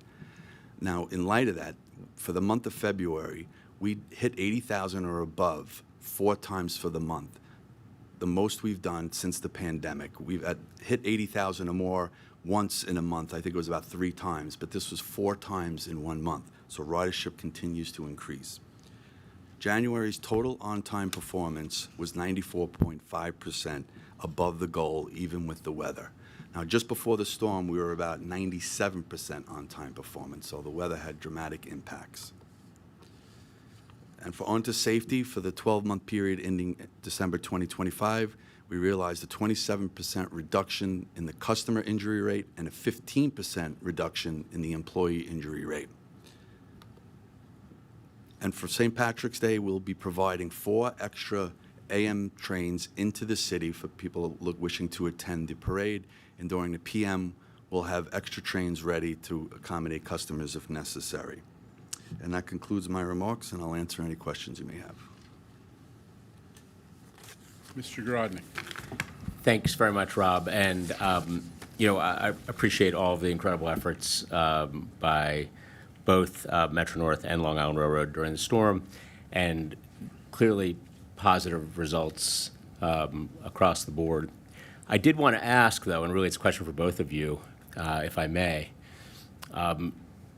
Obviously, these are complicated moments, unanticipated amounts of snow. Was there anything that you looked at in your roles and having experienced this and consider that either agency could have done better for the next time? Is there anything that came up that you said, you know what, that's a thing which we can fix for the next time? I know obviously it was not included in the reports here, but I did want to ask, like, what's a lesson learned here, or what is something that you feel like either agency could have done better on the next time?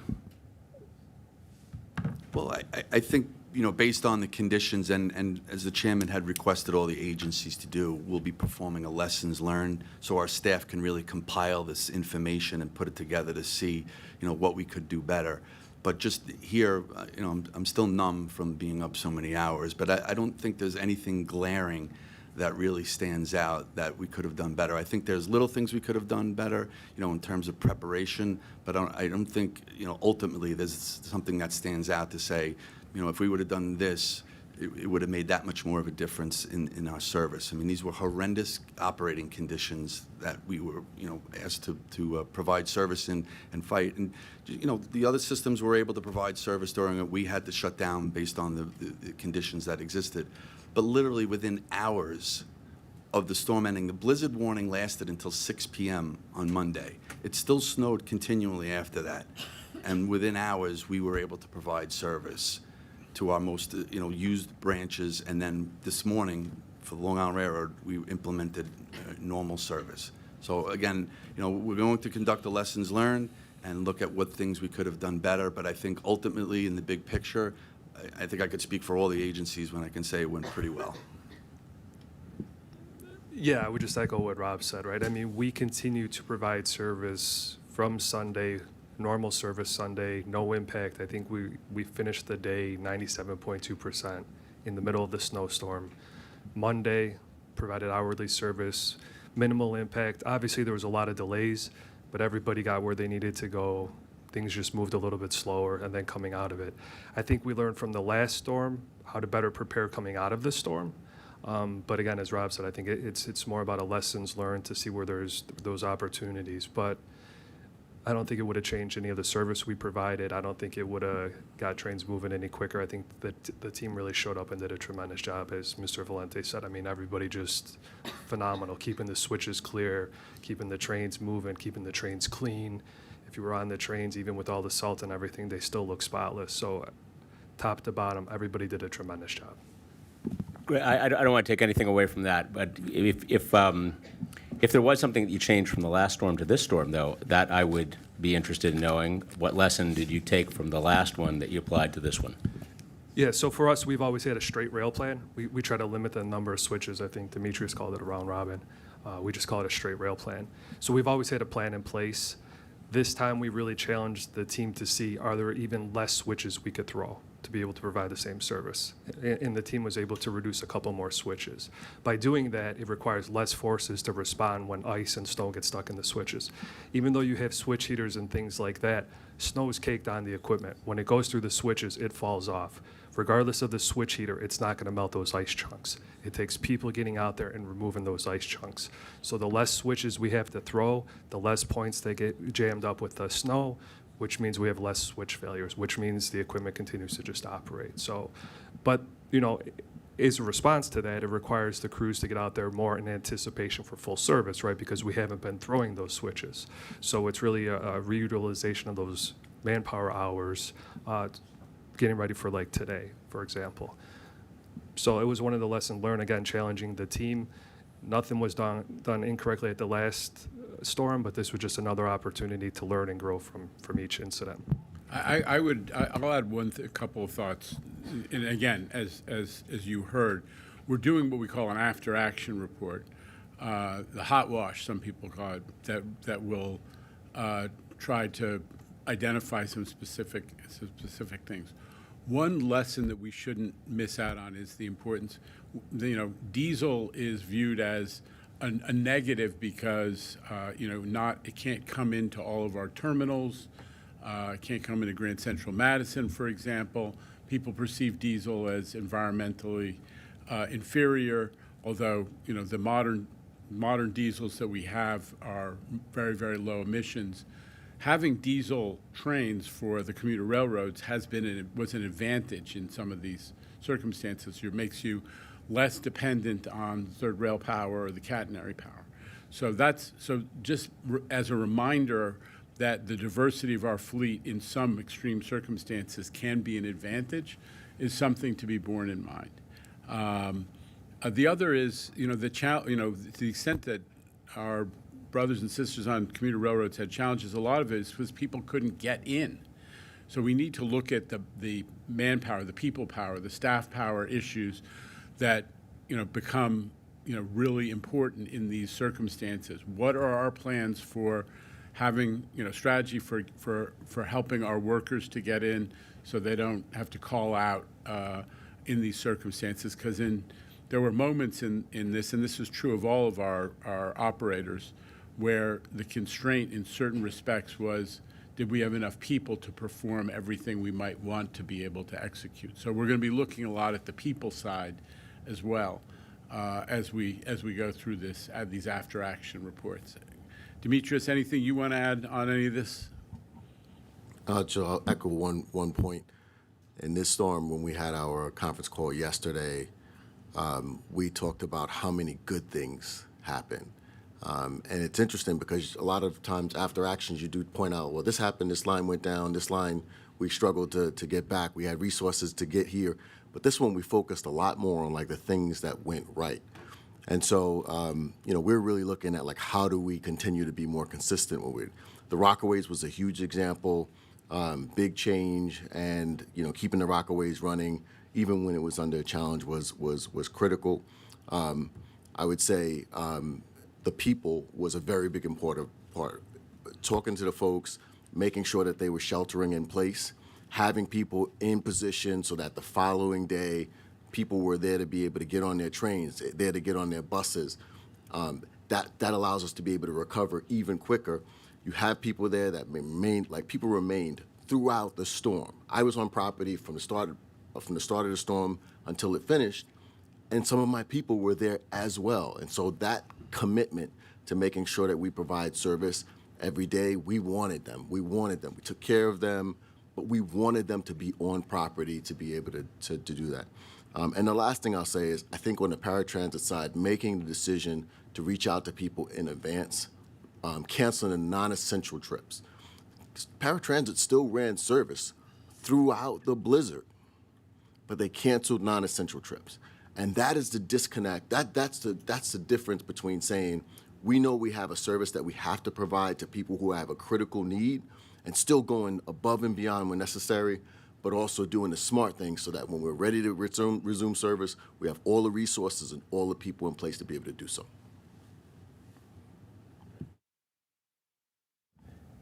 Thank you, Chairman.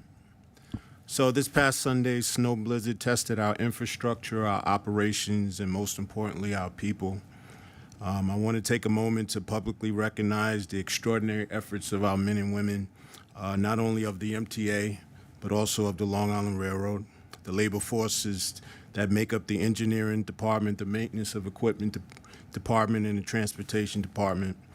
While most residents were safely inside, our workforce was already mobilized, clearing switches, de-icing third rail, plowing yards, inspecting track, protecting critical infrastructure, and ensuring that service could resume safely and efficiently.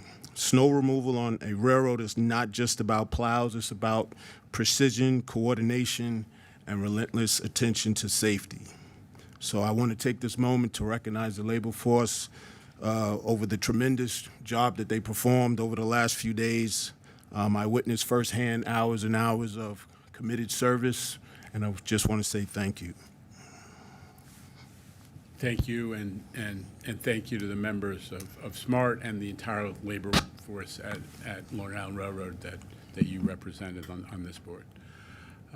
Any other comments? Mr. Herbst. Thank you, Mr. Chairman. I just want to join the parade and say thank you for the excellent job that the workforce did and the leadership. And I have endured and been involved in storm response for many, many years. And I think one of the most important things that took place this time that I witnessed was the communications. And that was paramount. This was declared a state of emergency. Everyone was suggested to stay home and stay off the roads, the rails and everything. And if it were an essential worker, people did that. It gave the crews the opportunity to respond efficiently and quickly. And that was something that was certainly done.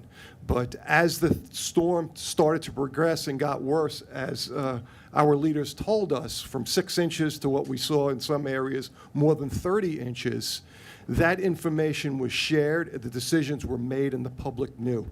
We didn't have the horror stories of hearing about passengers trapped on train cars in the middle of nowhere. We didn't hear the stories about people falling and tripping and getting hurt on platforms. It gave an opportunity to respond efficiently and safely. Safety was placed first, and the crews and the workforce did a tremendous job, and I'm just so thankful for all that you've did. Wonderful crew. Kudos to all. Thanks so much. Thank you, Mark. Blanca Lopez. Thank you, Mr. Chair. Thank you for the presentation and again for the hard work these past couple of days. I'm interested to know about if both of you can talk about the communications that you've had with your respective counties that you serve, their Department of Transportations or perhaps their local jurisdictions. How does that communication work, and at what point are you continuously talking to them, and if so, who do you speak to? Yeah, it continues throughout the event, even leading up to it. Our government relations group work closely with the agencies, and they send out email blasts, and we actually make phone calls to them as well. In particular, we do a lot of communication with them because what people have to realize is a lot of the parking lots are not the responsibility of the agency, they're the municipality. So before every storm, we make sure we contact them and go over, what's their responsibility to make sure they do their part in clearing it. And in particular with us, when we phased in service, we made sure those stations that service would be provided were a priority to get the parking lots clear. We actually also reach out to state DOT to make contacts if in the event that we need assistance from them as well. So there's communication leading up to and then throughout the event to make sure we're coordinated. We have people sitting on the OEMs. When the Nassau County and Suffolk OEMs open up, we have personnel in attendance there as well. It's essentially the same for us, and then, of course, we have the Connecticut piece, so we're in constant communication with DOT there. Thank you. I will say, as I was walking to the train station today, that the Portchester parking lot was clear, as well as the sidewalks and everything, so thank you very much.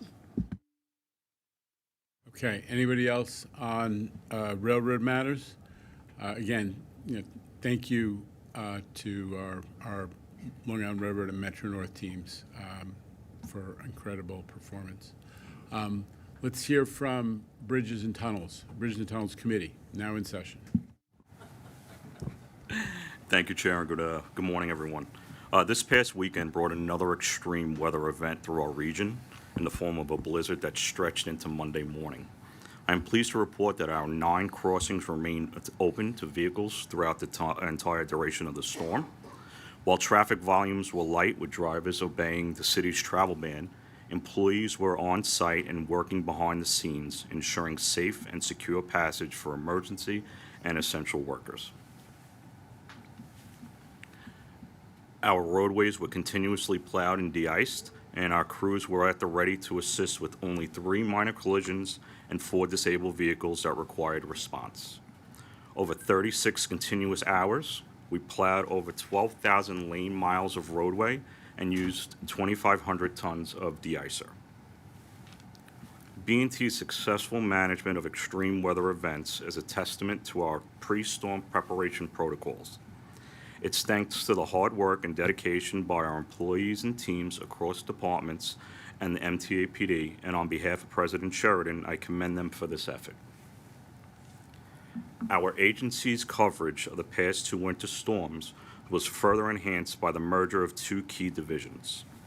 Over the past year, MTA Bridges and Tunnels has strengthened safety and security by integrating the Security Operations Center, or SOC, into the existing Operations Command Center, known as OCC, creating a unified command structure with a shared real-time operating picture. The OCC is responsible for traffic monitoring, incident response, weather preparedness, and customer messaging, while the SOC oversees security, video surveillance, sensor technologies, access control, and advanced intelligent detection tools. Bringing these functions together enhances situational awareness and operational efficiencies by aligning traffic and incident management with comprehensive security monitoring. The OCC delivers timely customer alerts and service updates, while the SOC employs tools such as license plate readers, drones, and detection technologies to protect critical infrastructure. Together, they provide a 24/7 coordinated approach to transportation safety, emergency response, and security across all B&T facilities. Moving to news that President Sheridan touched upon last month, B&T's total 2025 traffic broke a record at 339 million crossings and yielded $2.6 billion in toll revenue. As a result, I am pleased to report B&T will provide more than $1.3 billion in surplus to support MTA's mass transit system. MTA Chief Financial Officer Jay Patel will discuss the TBTA operating surplus in further detail during the finance section later today. We also have, as identified as an information item,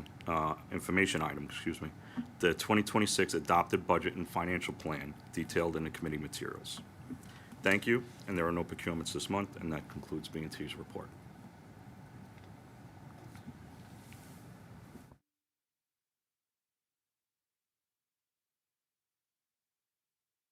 Questions for Bridges and Tunnels, Mr. Grodnick?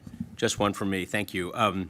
Looking in the book on the congestion relief zone vehicle entries, it looks like there was an overall decrease in the number of vehicles entering the zone from December to January. In fact, the decrease is pretty significant to January, going to under 15 million from what looks like it was probably around 17 million.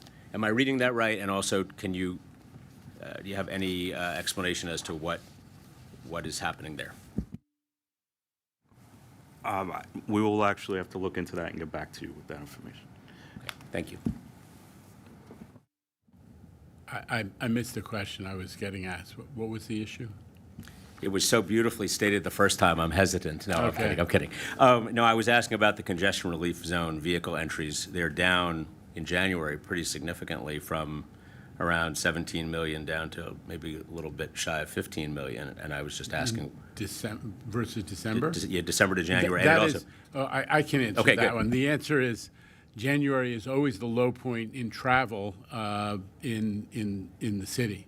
And so that follows the historic pattern, the monthly cycles.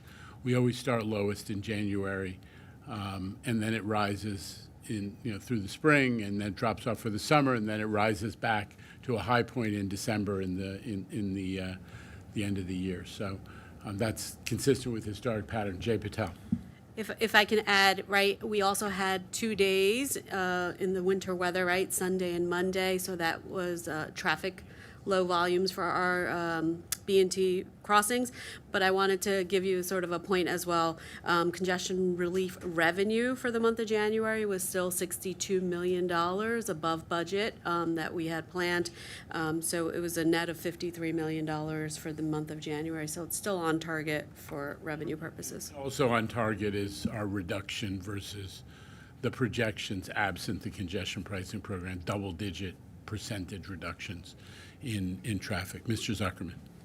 A minor analytical point. It'd be useful now, I think, since we have a year of data. Let's just now compare January to January. There's no reason to do over month to month. We should look at January of 25 versus January 26, et cetera. Dr. Zuckerman's will be done. Thank you. No, but it's right. You're correct. It's always year over year that we should be looking. Yeah. Okay. Good. Okay. Thank you for a time-consuming dialogue on a statistical point while our presenter was stuck in the elevator, right? So with that, unless there are other questions about bridges and tunnels, Tatiana Levine will, from Strategic Initiatives, now settling in, will give us a presentation. This was delayed from last month. This is about Customers Count, which is our big survey that we do twice a year, and it tells us a lot about what our customers are thinking and saying. And Tatiana, now that she's settled, is ready to present it. There you go. Hi, everyone. Thank you, Chair. Thank you so much for having me. I'm pleased to present the findings of our full Customers Count survey for Subway, Bus, Access-a-Ride, Long Island Railroad, and Metro North. The study was conducted in the end of October, beginning of November, and customers were asked to think about their past 6 months' experience with each mode. So the data you will see today reflects last few months of spring, summer months, and beginning of fall. We were able to get a very large base size for each mode. We got 85,000 subway line evaluations, 45,000 bus route evaluations, and over 17,000 respondents for both Long Island Railroad and Metro North. These large sample sizes are very typical of our study, which is the largest transit-related customer survey in North America. Our sample is, as always, weighted by ridership, by average weekday ridership. We also do a census adjustment on income and minority status. For Access-a-Ride, we now do a monthly satisfaction survey that is separate from Customers Count. And in October, we had about 2,800 respondents. So starting with the subway, we've seen consistent improvement across all satisfaction metrics over the past 3 study waves. Overall satisfaction, that is shown by the blue line, reached 62%, which is the highest since the online survey began in 2022.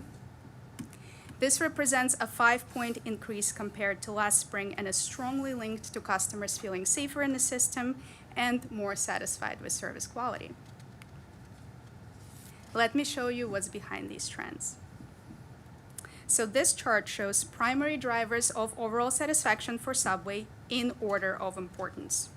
Each blue bar shows the difference from last spring, as well as overall satisfaction with each particular attribute. Service reliability is now the criteria with the strongest impact on overall satisfaction, meaning the more people are satisfied with service reliability, the happier they're going to be with the subway experience overall. Other important key drivers such as waiting times, frequency of delays also saw an increase. Safety on board, importantly, which has historically been the most important driver, moved down in importance for the first time. This shift suggests that safety is becoming just slightly less of a concern to customers. Let me show you.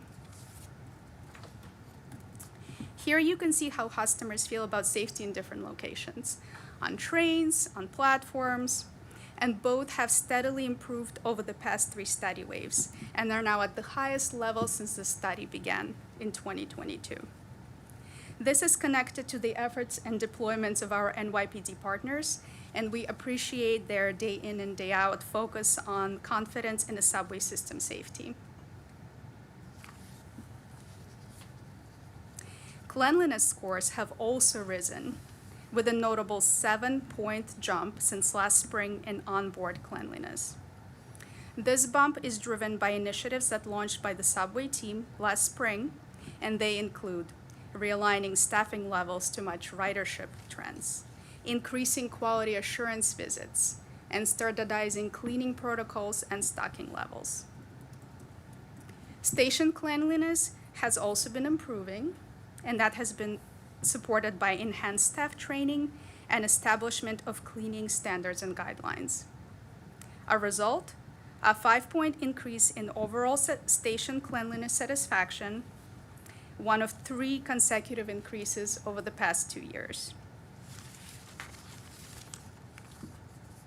And lastly, on subways, we track satisfaction by line, and nearly all subway lines saw increases from past spring, indicating that the operating performance improvements are being felt across the whole system.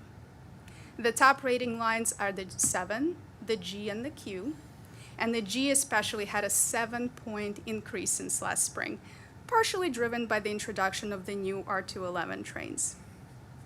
6 subway lines have experienced increases of 5 points or more, and those are shaded in the light blue colors on the slide.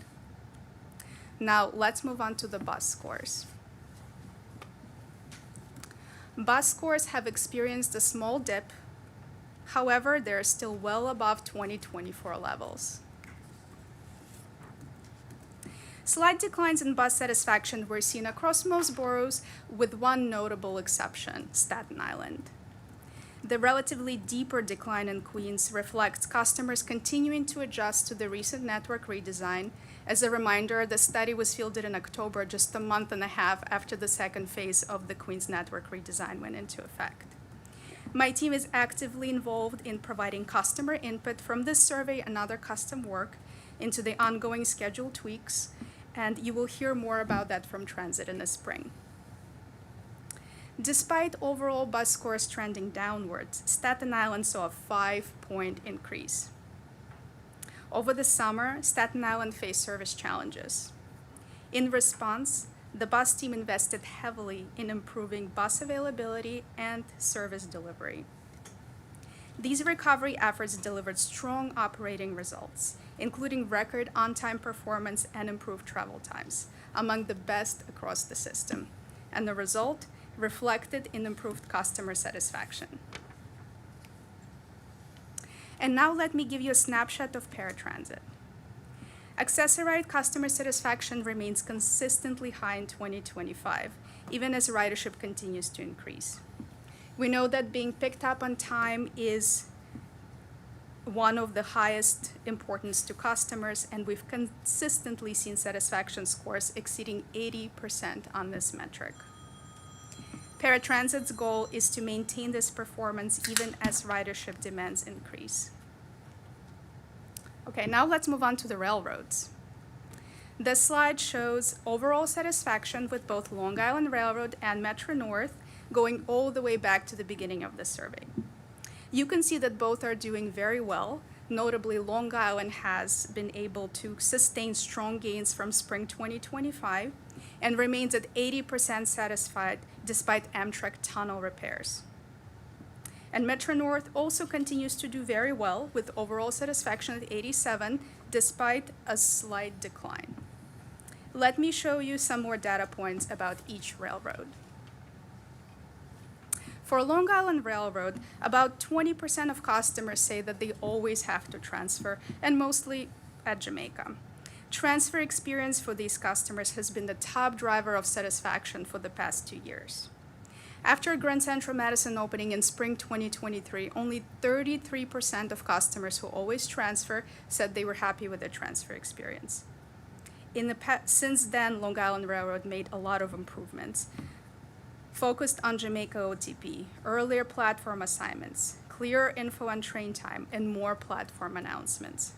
All of these efforts resulted in now 56% of customers who always have to transfer being satisfied with their transfer experience, a very substantial gain in just over 2 years.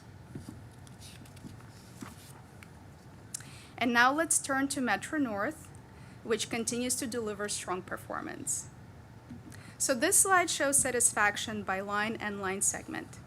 And Lower Hudson leads the system with an impressive 91% of customers satisfied. The New Haven line showed a slight decrease, partly driven by declines in satisfaction with seat availability. Also, for the first time, very excited, we have a readable size for West of Hudson customers, and their overall satisfaction score is 88%, very much in line with East of Hudson service lines as well. This concludes our short presentation. I'd like to thank the MTA market research team for all their hard work on this study, as well as multiple ongoing projects to inform better customer experience. Thank you for your time, and I'll be happy to take any questions. Mr. Albert, Mr. Zuckerman, Mr. Grodnick. Can you put the list of items on New York City Transit back on the screen for a moment? This one or earlier? No, it was like the first one on approval ratings. Subways. Subways. Just a second. No. Subways.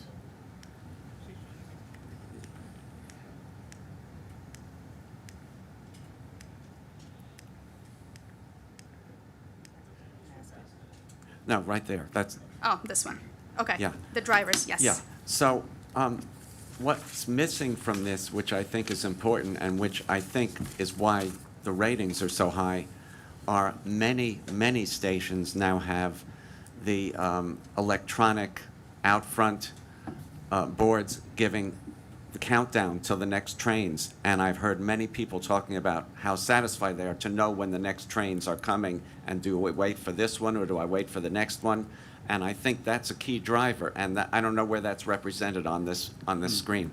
Sure, let me answer that. So this is actually showing just one portion of the attributes that we usually include in the survey. We have a very large list of attributes, which includes digital signs and displays. We only showed those that are more important in terms of driving overall satisfaction, but I can also forward you the full 70-page report that includes all the others. We do have metrics on digital screens. We have, I would say, while the satisfaction with digital screens is very high, when we do a regression-based analysis, it does not show up as a top driver. Service and safety will still be the paramount things for us to focus on, but we absolutely see scores for the digital screens as well, and we're able to track how well And that's related to service, knowing when your trains are coming. Yep. Thank you. Mr. Zuckerman. Thank you, sir. I guess we're going to look at a chart. Could you put the chart up that's got the Metro North and the Long Island Railroad lines? Thank you. Yes. Shanifa, thank you for continuing to do this. Having longitudinal data is very important. I think, I don't want to speak for my fellow board members, but it's honor from heaven to be able to just look at this and have a debate and discussion about it, so thank you. One of the reasons why we combined the two railroads into a singular committee, and my friends Blanca and Mark share the leadership, is so we can compare and contrast the two railroads. Even though they're very different in many ways, they have similarities. Your next slide, don't go to it, was, I assume you pulled out the Jamaica transfer as the primary reason for this differentiation that's persistent and meaningful over the many, many years. I'm one of the rare people who gets to ride. I do Long Island Railroad a little bit of the summer. So I see both railroads, but are there other reasons that contribute to this consistent and material difference in satisfaction between the two railroads besides an obligatory, for many people, switch at Jamaica? Because it's worthy of understanding. Clearly the gap is shrinking in the last year or so, but it's still a big gap, and it's worthy of this board to look into it. Thank you. It's a very good question. It's a little bit challenging to answer it because it also has a lot to do with who is answering the survey as well. So the ridership is a little bit different. So what will be a 7 to a Long Island Railroad customer might be an 8 to Metro North, just depending on who they are and what standards they have as well. Can I make just an analytical suggestion? There must be people more than me who ride both of them with some enough regularity where they'd have some exposure and some opinions. I don't know if it's worth the effort, but I think it would be to go find the 100, 200 people that you can find and ask them the same question. If you ride both, do you have opinions of both? That would get past your problem of the Long Islanders being harder graders than the Metro Northers, which I don't believe that because they're all New Yorkers. We're all tough graders, but that maybe get at it a little bit. I do think the transfer experience is a very big part of it, and I don't know how we'll be, able to completely cut it out of the equation, though, right? So, yeah. Neil, let's also keep in mind that the Long Island Railroad is a much more complex system with many more lines. There's lots of good hypotheses. We can all sit here. I'm sure we're all smart. We can figure out 10 reasons why. It could be transferring. It could be the grumpier Long Island residents. It could. I was just kidding. Just kidding. Exactly. There's lots of reasons. I don't know them. Long Island has wonderful vineyards out east if you ever want to visit out there. We're also known for our Long Island wine. We wine a lot. All right. Hard to leave that behind, but here we go with Mr. Garodnick. Thank you. Just on the slide on the top-rated subway lines, you may have said this, and forgive me if I missed it. You pulled out the 7G and Q as the top-rated. Yes. But the Shuttle and Staten Island Railroad are higher on this list. I just didn't understand why. What's happening here? Yes, it is true. They are extremely highly rated. They have much lower ridership typically, but people who do ride them are very happy with them as well. Okay, so those are the top. I get it. So they're the top-rated. We're just putting them in a different category. Is that? Yeah, because they relatively have a smaller Yes. Okay. ridership. Okay. Exactly. All right. I understand. Yeah. Thank you. Yep. Andrew? Yeah, so does the amount of work going on a line affect people's ratings of a line? Because for the longest time, the 7 and the L, the two discrete lines that were CBTC equipped had the highest rating, the most frequency. But the L has had a lot of work running on it. Has that disapproved some of the ratings? Does that count on people's ratings? If work is going on, lots of weekends and what have you? Oh, absolutely, it can. We saw, for example, when there was a lot of work on the G, it definitely impacted the score. But now that the work is done, the scores bounced up pretty quickly. Thank you. I think what you're hearing, if I may, is a real interest in the since you have so much data and you have a sophisticated methodology, can you dig a little bit in the causal, what you call drivers, which was sort of shorthand for what you thought were the top causal factors. I think the board is asking for a little deeper analysis of causal relationships. What are the things other than the 2 or 3 drivers that you noted that may be having the biggest impact on perception? So we'll leave it to strategic initiatives to dig into that and come back to the board. Blanca Lopez. Just a quick question, because my friend Neil brought it up. Who participates in these surveys? I'm sure that there's demographic data that is captured. And if it's too complex to answer, I'll be more than happy to look at that 70-page report that you have. Sure. So we do a lot to ensure that we're getting as many people as possible and that they're as representative of each ridership, right? Like of different mode, because like for Metro North, it's going to be a very different sample than those who ride subway or bus. Over the years, we have amassed a pretty large database of opted-in customers who give us their email address and agree to participate in surveys. We also get a lot of customers by putting the survey out in the system, right? So it's on all the apps, on all the websites, bus time, train time, the MTA app, the website, also in every screen and digital display in a station. So this allows us to get customers in the moment, in the system.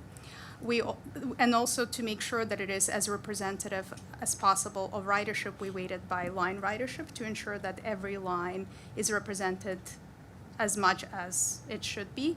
And we also look at the census for each area where the mode operates, right? So for Metro North will be looking at census for the area, for the counties where Metro North operates. For the subway and the bus, we'll look at New York City. And this is where the weighting comes in. So we are ensuring that the large number of people we're getting corresponds to who lives in the area that is served by each mode.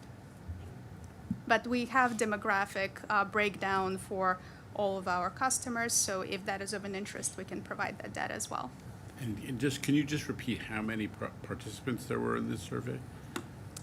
Sure, just a second, let me go back. So for subways, we had 45,000 respondents.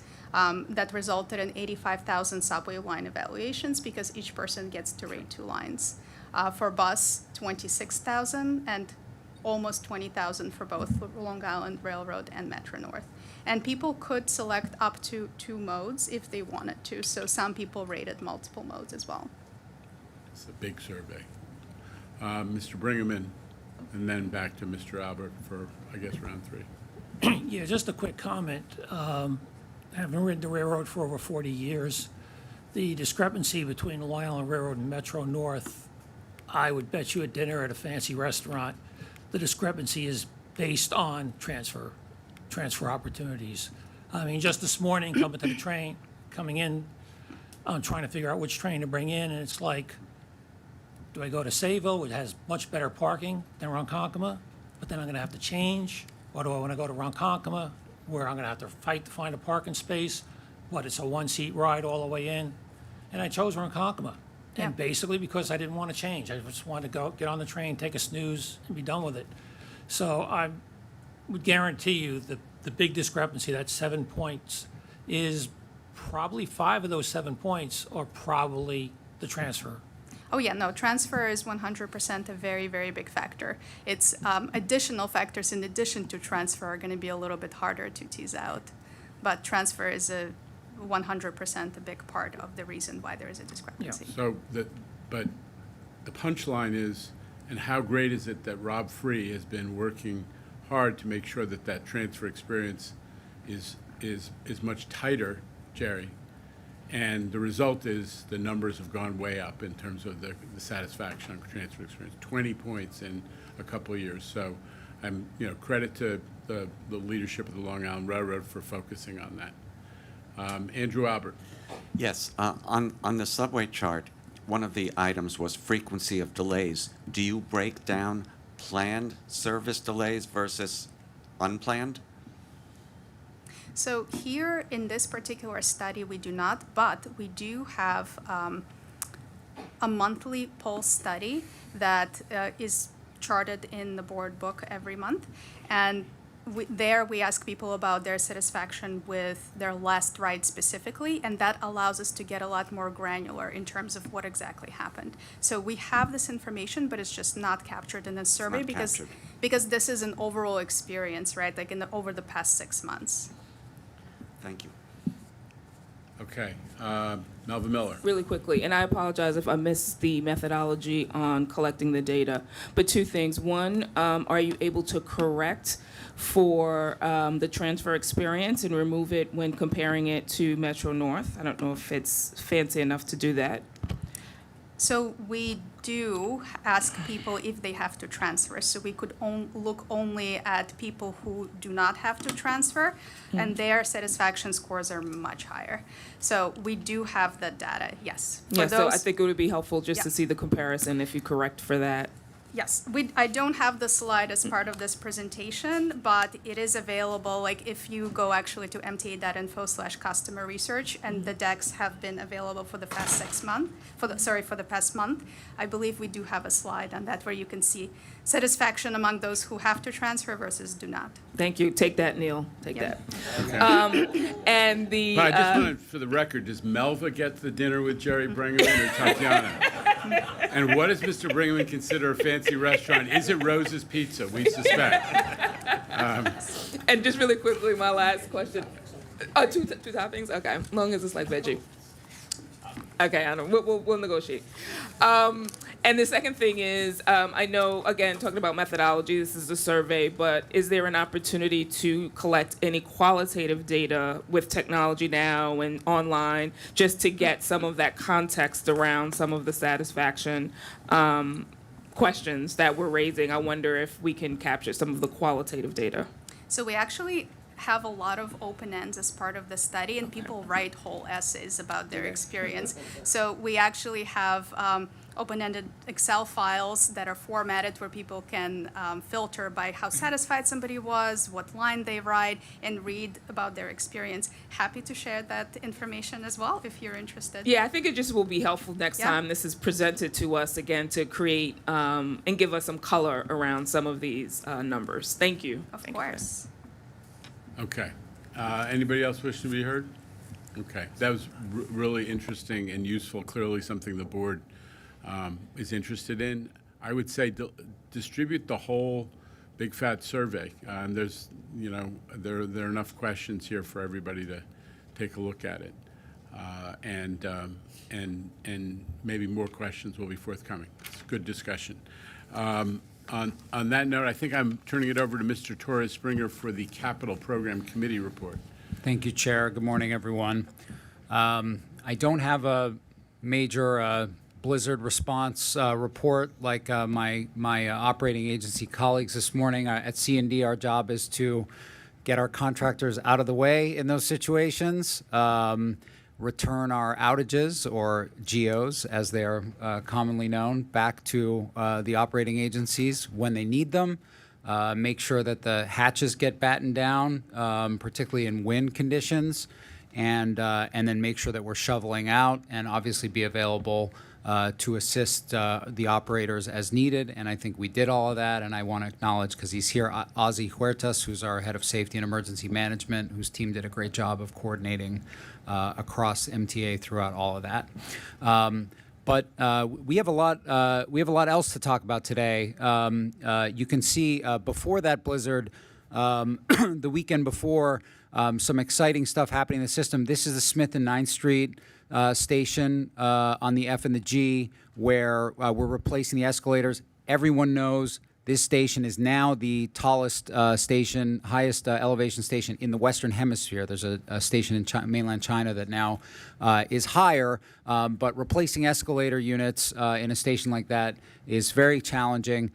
Here what you see is we actually craned the new escalator units the weekend before last in through the roof and are bringing them down. That's part of this big escalator replacement push that we're in the midst of at C&D for the subway system. So before I launch in, administratively, Mr. Chair, there are changes to the work plan beginning in March with updates from the Systems Business Unit, which will include an update about Omni and the new fare gates. The complete work plan will be printed in next month's book and brought to the committee for approval at that point. So February is when we do our year in review and our look ahead at C&D. So I want to make a presentation to the board and the committee about that. We're just about done with this strategic plan, delivering on our commitments for 2026. We'll have copies of that available in a couple days. Blizzard impact to the print shop, so we should have copies of those ready, but it'll also be available online if it's not already.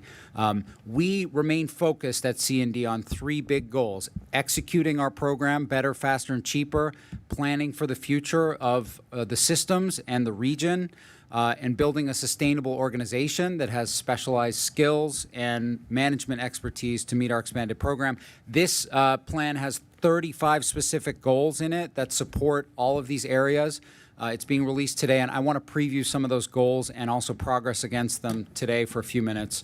The board heard about this last month, year in review 2025, when it comes to getting work started to invest in the system. Our 2025 contract commitments record $15.8 billion in contract awards, which more than doubles our 5-year average since 2020, which in turn has been a step change from previous decades.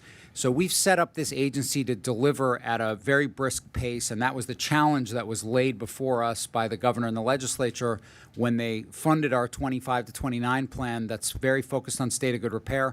We're meeting that challenge. You can see some of the commitments. We talked about them last month, but I just have to emphasize that $5 billion of our commitments were funded by congestion pricing that we've already awarded based on the revenues that are coming in. To meet our mandate for the 25 to 29 plan, as we look forward, we have to keep up the pace. We're poised to do that in 2026 with $12.5 billion in commitments. It's a little lumpy because there were a lot of rolling stock commitments last year, but it's basically the same pace and keeps our CFO comfortable with cash flow requirements, which we're constantly in dialogue about. But more importantly, 94% of our 25 to 29 plan is now initiated for planning and design. So we've set this thing up to move at this pace over the next few years. Getting contracts out is one thing. We're also ramping up project completions. We reported last month $6.7 billion in project completions last year, some very important examples, which we'll come back to in a few minutes. And we're going to complete a lot of work this year, too. Again, it's a slightly lower overall number because so much progress was made on rolling stock last year, but it's no less important for our system. We're going to complete massively impactful work this year, helping to eliminate the Jamaica crawl on Long Island Railroad. That's one. Speaking of smooth transfers, facilitating the comfort of that transfer is moving trains through Jamaica is very important, and we're doing that by dealing with the infrastructure on both sides of it. Lots more coming. We actually are underway with a full study to revisit how we address that Jamaica crawl in the new era that we're in. That should be completed this year. We're going to cut the backlog of subway elevators that were badly in need of replacement. Lots of overcoating going on. And, of course, for those paying attention, that gap between $15 billion in commitments and the completions level, stay tuned. There's a lag from committing contracts to completing them. 2027 promises to be a very big completion year. The new MTA is all about being ahead of budget and on or ahead of schedule. And I want to talk about what we've achieved here. You all know C&D itself is a cost containment strategy where under one roof, we've got the ability to see the capital process through from planning to execution. We've talked before when we were at the 5-year mark at the end of last year, at the end of 2024, we had realized $3 billion in savings. I'm very pleased to announce today, as part of this plan, that we've identified just in the last year $1.2 billion in savings. These are real savings. I'm going to go through some specifics, but $760 million, that's at the planning stage. What we had budgeted to spend on projects, we were able to get $750 million in savings by value engineering that right up front. I got examples coming. $250,000 during procurement, contracting. That's what we estimated before we went into procurement the pricing would be, and those are real estimates by licensed engineers, but by maintaining a competitive procurement environment, we're beating those projections on the bids that we're seeing.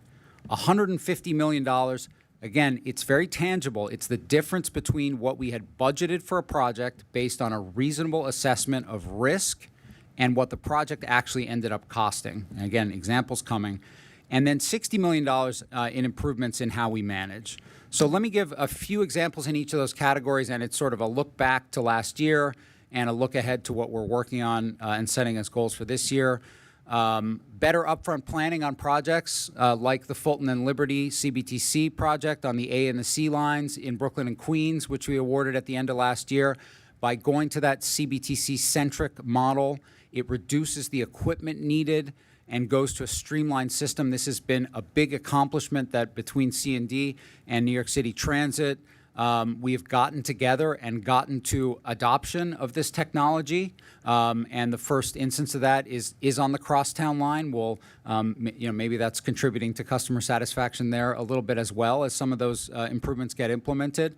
But by going to that streamlined system on this contract, We saved $570 million on the two big remaining CBTC contracts in the program, Fulton Liberty and 6th Avenue 63rd, and we reduced the per mile cost here by 33% versus the legacy approach. More to come this year as we move to award the 6th Avenue line in Manhattan as the next big resignaling. Planning at C&D also means setting a vision for the future of the region. Again, we are very focused, the governor is very focused on Jamaica Station and improving the ease of that transfer as much as possible. We're working with the Port Authority on implementing the governor's vision for Jamaica Station, with Long Island Railroad and C&D working very collaboratively. Lots to come on that, but, the MTA is very focused on improving that transfer experience, both between railroad lines and also to the subway. There's actually a big confluence of interest there with the Port Authority where they want to improve the air train experience, but what's the gateway, how do visitors enter New York? It all comes together at Jamaica Station. 2nd Avenue subway project, moving west on 125th Street, that's now in design so that we have the potential to keep those tunnel boring machines running when they reach the end of the 2nd Avenue Subway West extension. Both of these projects can be transformational for movement throughout the entire region. We're also setting a course for the invisible infrastructure that underpins so much of the customer experience. So looking ahead, this year our planning team will release a series of reports and plans on the future of resignaling in the subway system and delivering a vision for what the station of the future looks like. They both focus on how we're leaning on new technologies to deliver a world-class rider experience. So lots to come on that this year as we get these plans together, again, with our operating agency colleagues. I do want to say we're focusing on bottlenecks where the confluence of track and switch infrastructure and the unique interlining of our New York City subway service can often see frequent slowdowns. We're really digging into that. And of course, we've already initiated work on two of the infamous bottlenecks, one at DeKalb interlocking and one at Nostrand interlocking. So that's well underway, and we'll have a vision for how we proceed with that with the rest of the bottlenecks in the system. On contracting, we're using a variety of creative contracting methods. This has been the heart of innovation at C&D. Let me zoom in on the Grand Central Artery for a minute, which is the way that Metro North brings 98% of service into and out of Grand Central. Perhaps our boldest partnership has been with J.P. Morgan Chase, Vornado, the Rudin family, and others, also the city in East Midtown, to rebuild the Grand Central train shed underneath Park Avenue. Last year, we secured $75 million in private contributions to advance Sector 2 of that work, which will rebuild the train shed and Park Avenue above it from 46th Street all the way to 53rd Street. When we started at C&D, there was a 35-year plan for rebuilding the train shed with a huge amount of uncertainty in place while we were at it about whether the structure was going to hold up. With this announcement, and in part funded by private dollars, we will have over half of the train shed rebuilt in less than 10 years, that's better, faster, cheaper. That's building on $93 million we've already saved. We talked about this a lot at the board, up the Grand Central Artery at the Park Avenue Viaduct reconstruction project, which is moving at a very brisk pace. This is a design-build project. We talk about this a lot. Last year, we made important strides in improving our contracting documents and sharing risk more effectively through a lot of dialogue with contractors prior to proposal submissions, particularly through something called alternative technical concepts, which our general counsel and head of contracts, Evan, is here and has spearheaded a lot of that.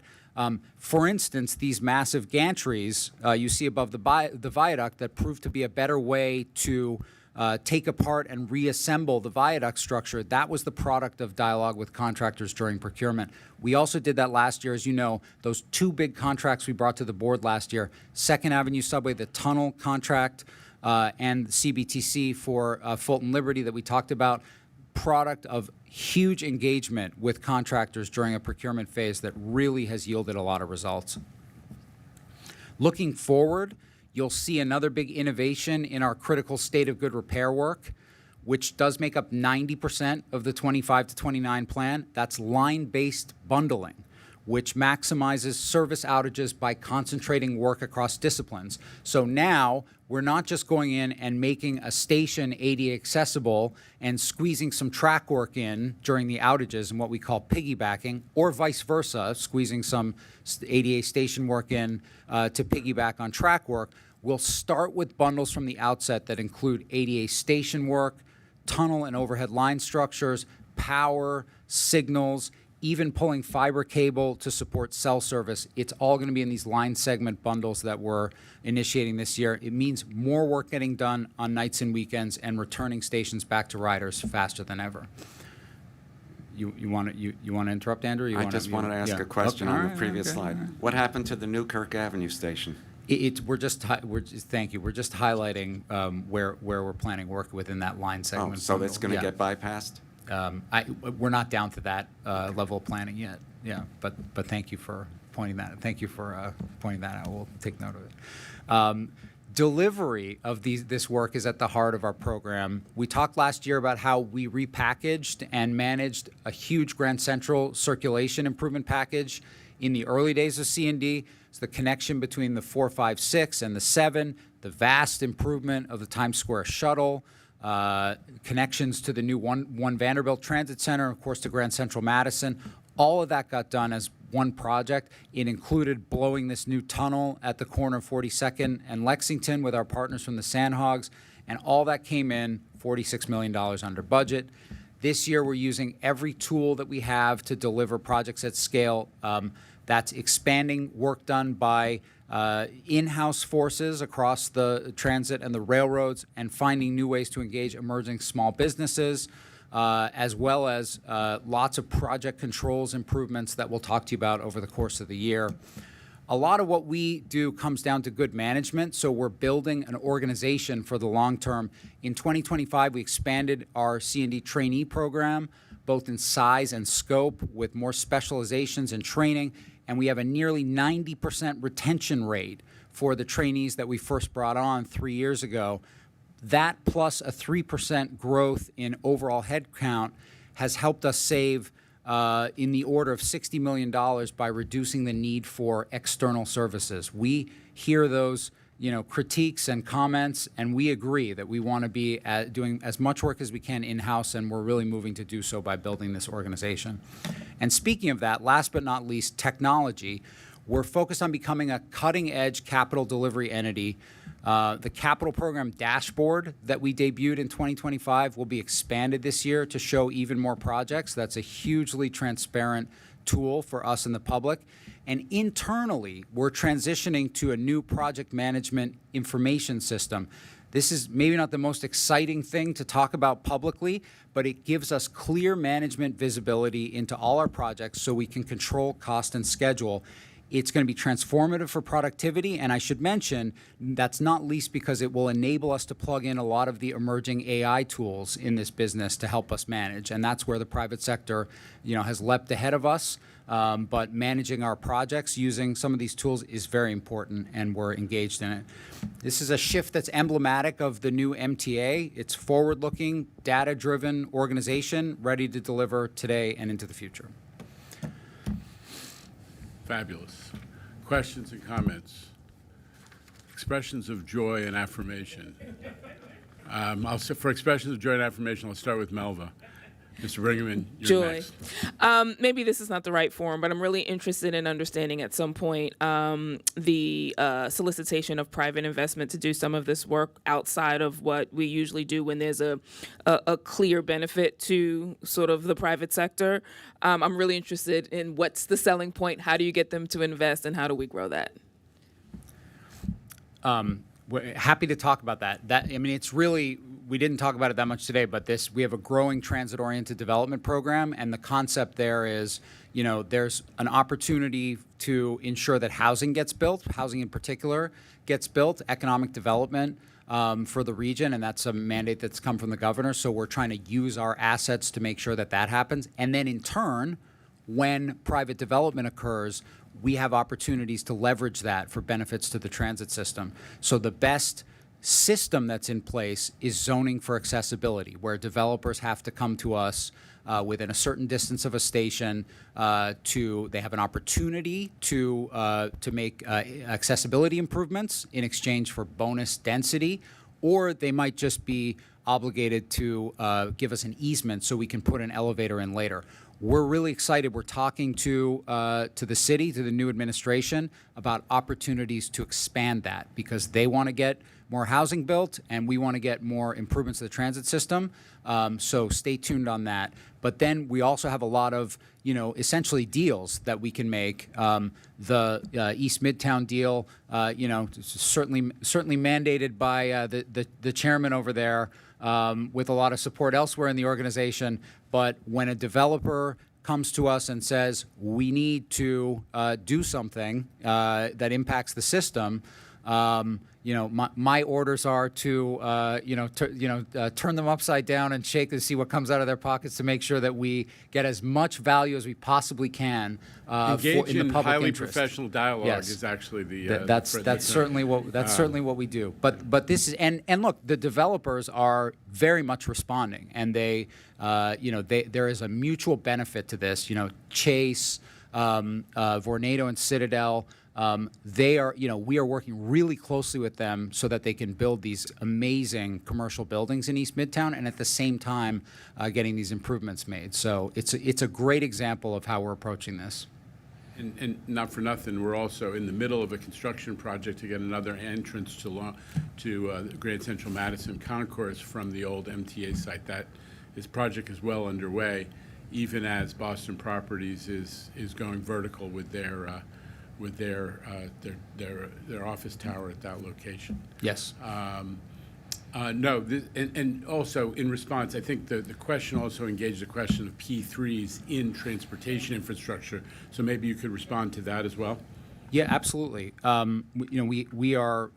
open to P3s. It's another delivery model that proves effective. We did award the first P3, and we actually opened one of the ADA stations last week at Sheepshead Bay. That came out of that P3 with it's a developer called EAE that's working with Halmar and Forte.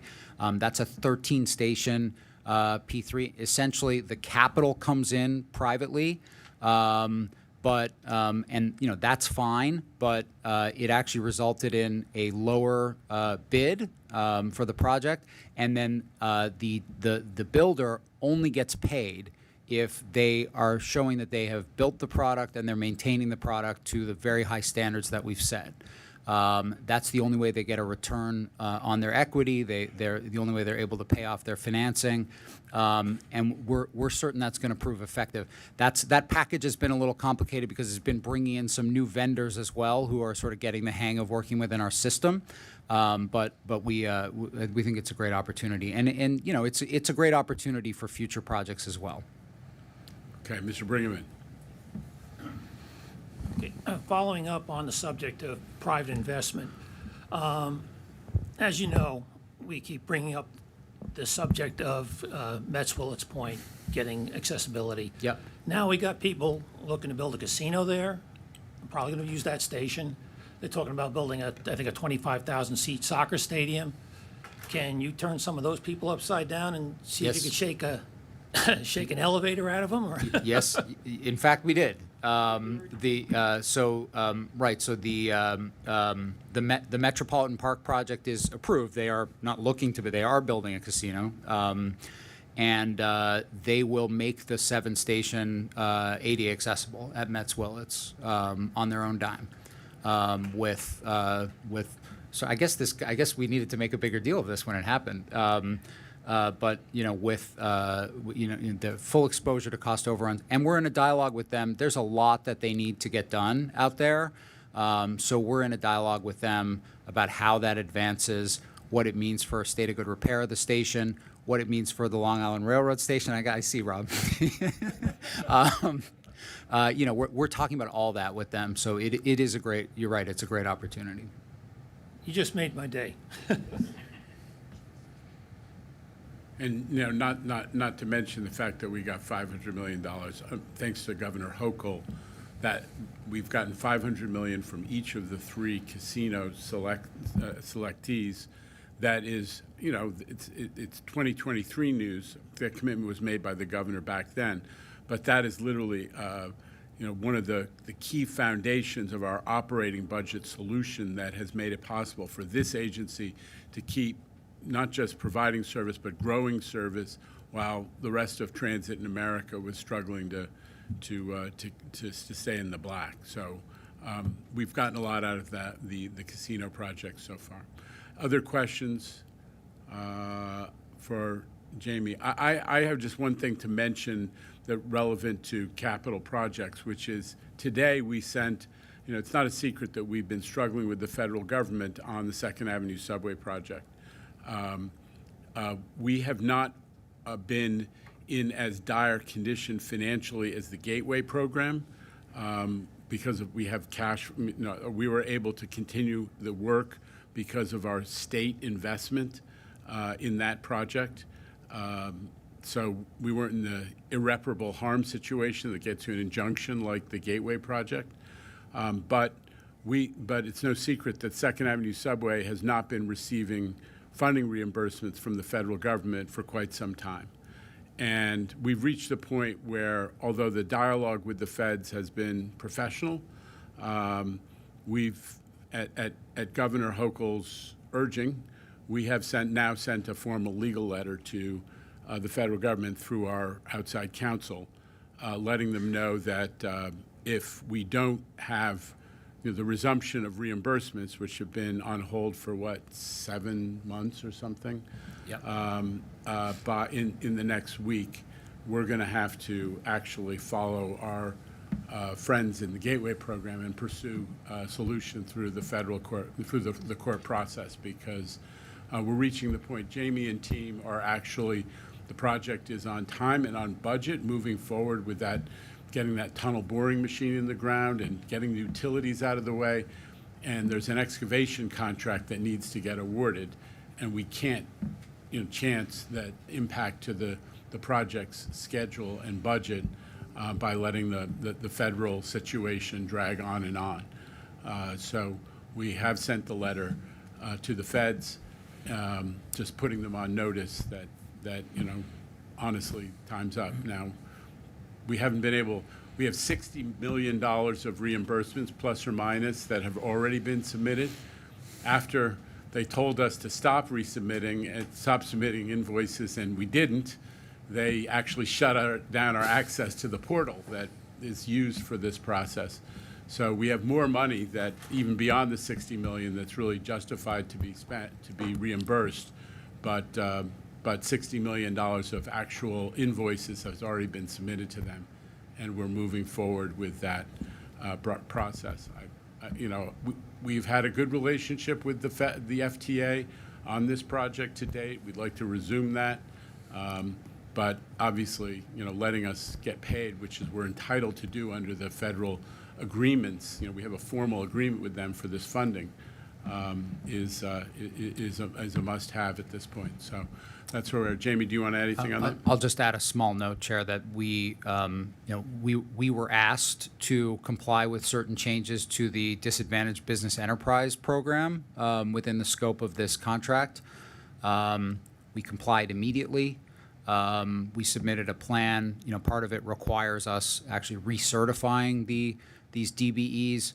We submitted a plan and a schedule immediately for doing that, to the apparent, as to your point, to the apparent satisfaction of the federal agencies that we interact with. We've heard no, concerns or objections, and so we're the ... I guess is where I'll leave that. All right. Well, that's. I just need the board to be aware that high-profile project is now moved in that direction. Okay. Anything else for C&D? If not, we'll move on to finance. We're in the backstretch, folks. So keep your patience and listen to Jay Patel.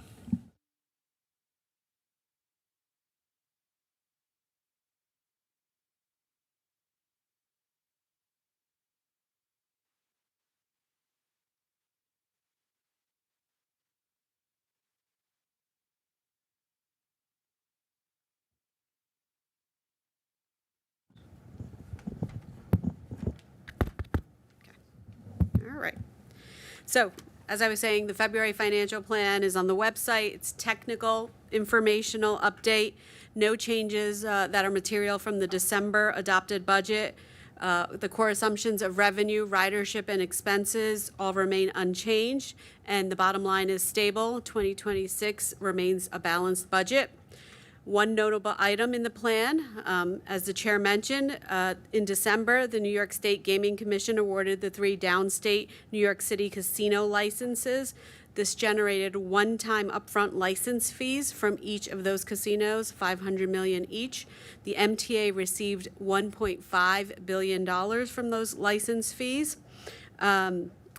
I just want to make sure that everybody is clear on this. Those receipts were already anticipated and reflected in the financial plan that was approved in December. What we are doing in the February financial plan, we are allocating those funds to the OPEB trust. This allows us to earn a higher long-term return than holding the funds in a short-term treasury instrument.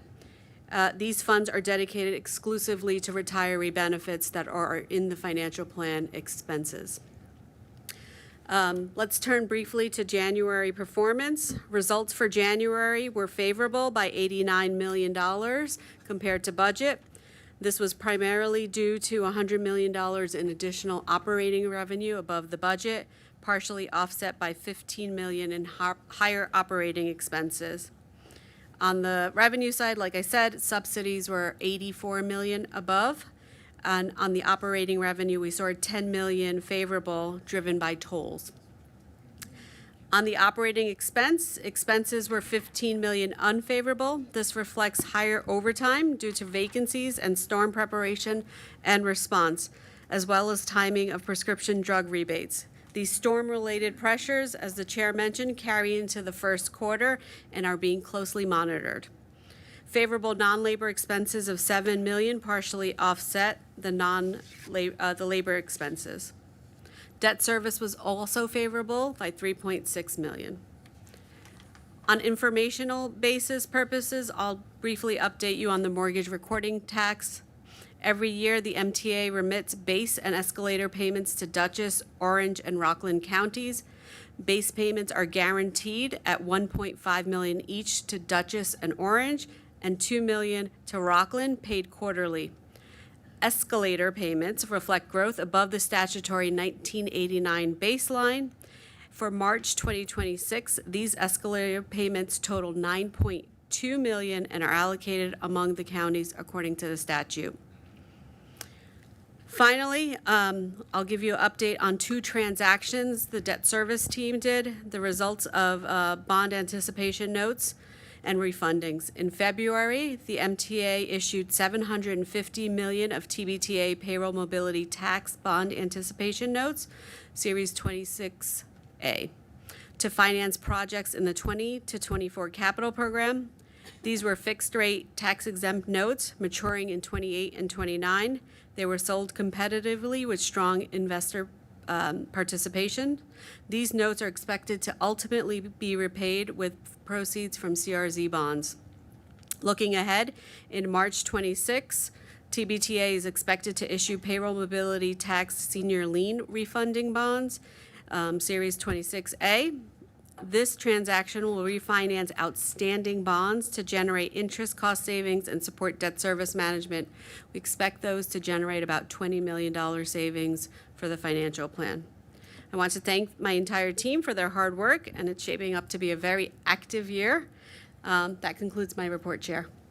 And with those bond market transactions, are we happy with the interest rates we're getting relative to what had been projected? We are. Does anybody have any questions for the Chief Financial Officer? Okay. It's all in the on Director's desk if you want to dig in a little bit. Go ahead, Mr. Brinkman. Yeah, as you know, our friends in Albany like to poke at us about some of the overtime we spend. Do we keep separate records for incidents like the snowstorms so that when they come back and say, look at all this money you spent, we can say, well, we spent X amount of $1 million on the storm the last week in January. We spent X amount of $1 million on the storm we just had this past weekend. just so that we have some ammunition to go back at them with. So the process at the MTA, when there is a special event, whether that's, we're doing a special event for any special event, as in, I want to give an example, World Cup, FIFA, and then weather as well, we issue special job codes and work order numbers that the operating agencies use when they record their time, whether that's base payroll costs, overtime, materials, equipment, so that way we can run those job codes after a pay period ends, and we're able to track the actual costs related to that event. So we issued a new job number for this past blizzard. We have one for Storm Fern as well, so we're able to run those couple periods after the payroll closes. Anybody else? Okay. Hearing none, we declare the Finance Committee completed, and we move on to safety, where we do have some action items at the end. Carl, just mindful of schedule, so we maintain a quorum. Go ahead. Yeah, so thank you, Chair Lieber, and good almost afternoon.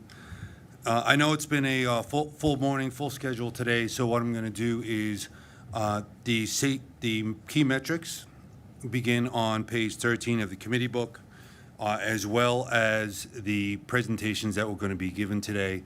So that's available for review. But there is one topic we like to discuss, and that is on today's agenda is New York City Transit's Public Transportation Agency Safety Plan. The FTA Public Transportation Safety Plan's final rule requires that the operators of urban public transportation systems develop agency safety plans. These plans document the processes and procedures that manage the agency's safety program through the implementation of safety management systems. The agency is required to review these plans annually and incorporate any modifications and updates as appropriate. Additionally, the plans must be approved by the agency's senior leadership, the New York City Transit Joint Safety Committee, and the MTA Board. With that, I thank you, and I'll request that the agency safety plans be moved to the board for approval and take any questions. Okay, these are all on director's desk in the book, right? Correct. Okay, so folks have had an opportunity to review them. All right. Do we need a motion? We need to actually take action on the agency safety plan approval? Yeah. Yes, So, sir. Mark Herbst has moved it. Blanca Lopez has seconded. Any questions or comments? All in favor, say aye. Any opposition or abstention? The item is carried. The safety plan is approved. Chair, I just want to make sure the record is clear that we do have a Oh, quorum. okay. We never asked for the quorum, but we do have a quorum. Yes, we do. 7 plus. Yep. Okay, thanks. Okay, so then we're going to move on. Carl, thank you for the work and the substance, and also for abbreviating your presentation so we could keep the quorum. We're moving on to remaining board actions, starting with finance. Jay. Thank you, Chair.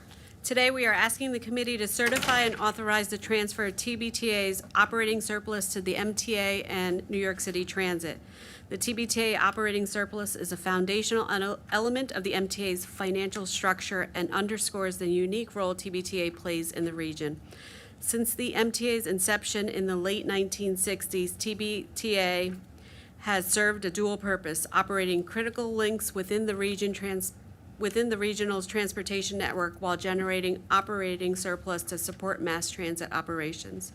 For 2025, the TBTA operating surplus totals $1.343 billion to be allocated to New York City Transit and the MTA.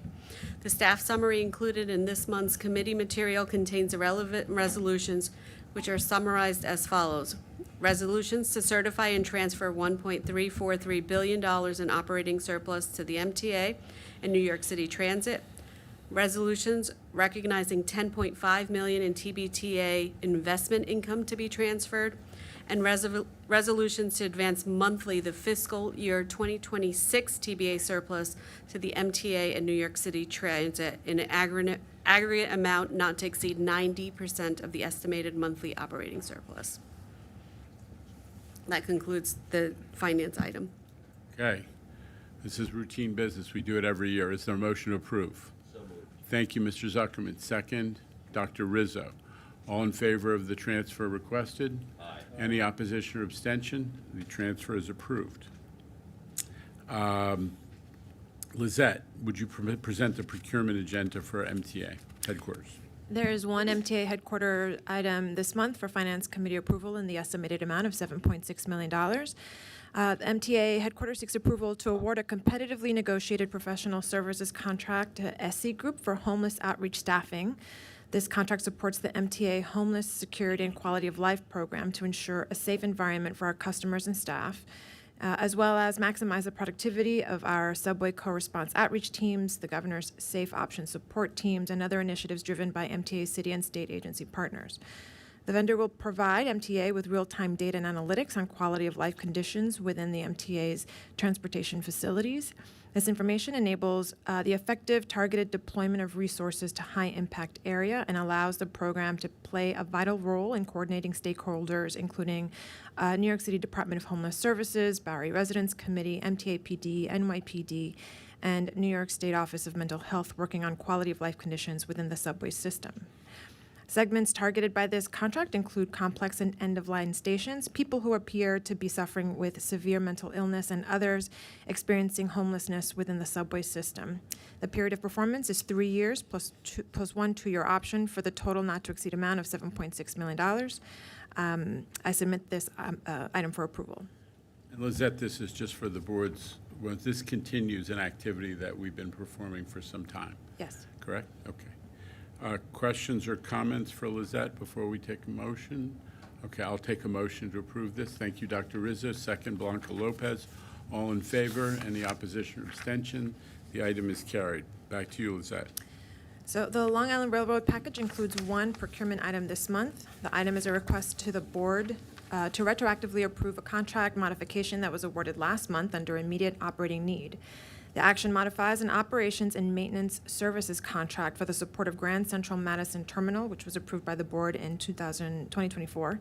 This modification aims to increase the contract value by $1.24 million for the purchase of a substation transformer that supplies traction power to a section of track at Grand Central Madison Terminal that was damaged and rendered inoperable after an electrical fault occurred.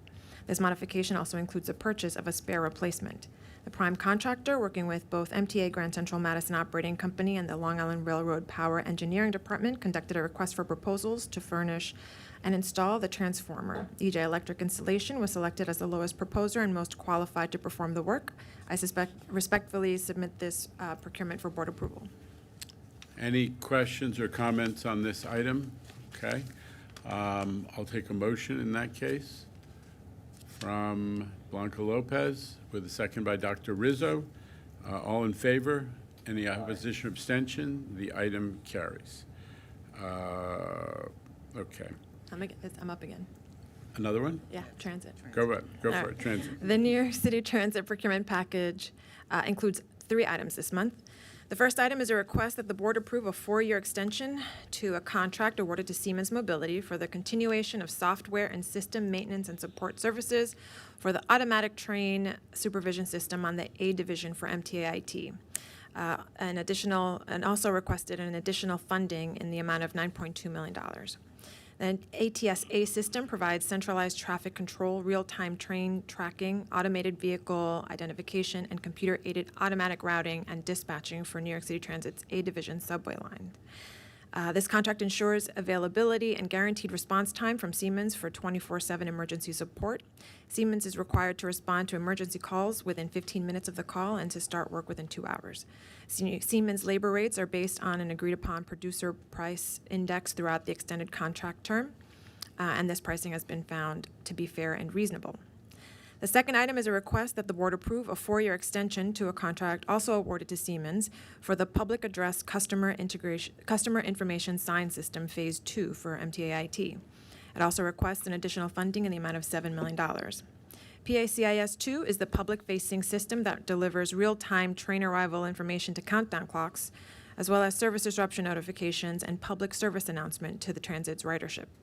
The integrated hardware and software system features operator consoles and a software test facility at the Rail Control Center, supported by redundant systems at the Backup Command Center.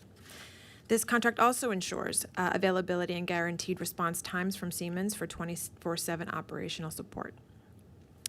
The third and final item is a request that the board approve an award of an estimated quantity miscellaneous service contracts for the provision of supplemental service for paratransit accessoride to 4 vendors: ABBA Local Transportation, Corporate Transportation Group, D&J Service, and VGM Gov Biz, and the total estimated amount of $192.6 million for the 3-year base contract and $276.7 million for 2 2-year options.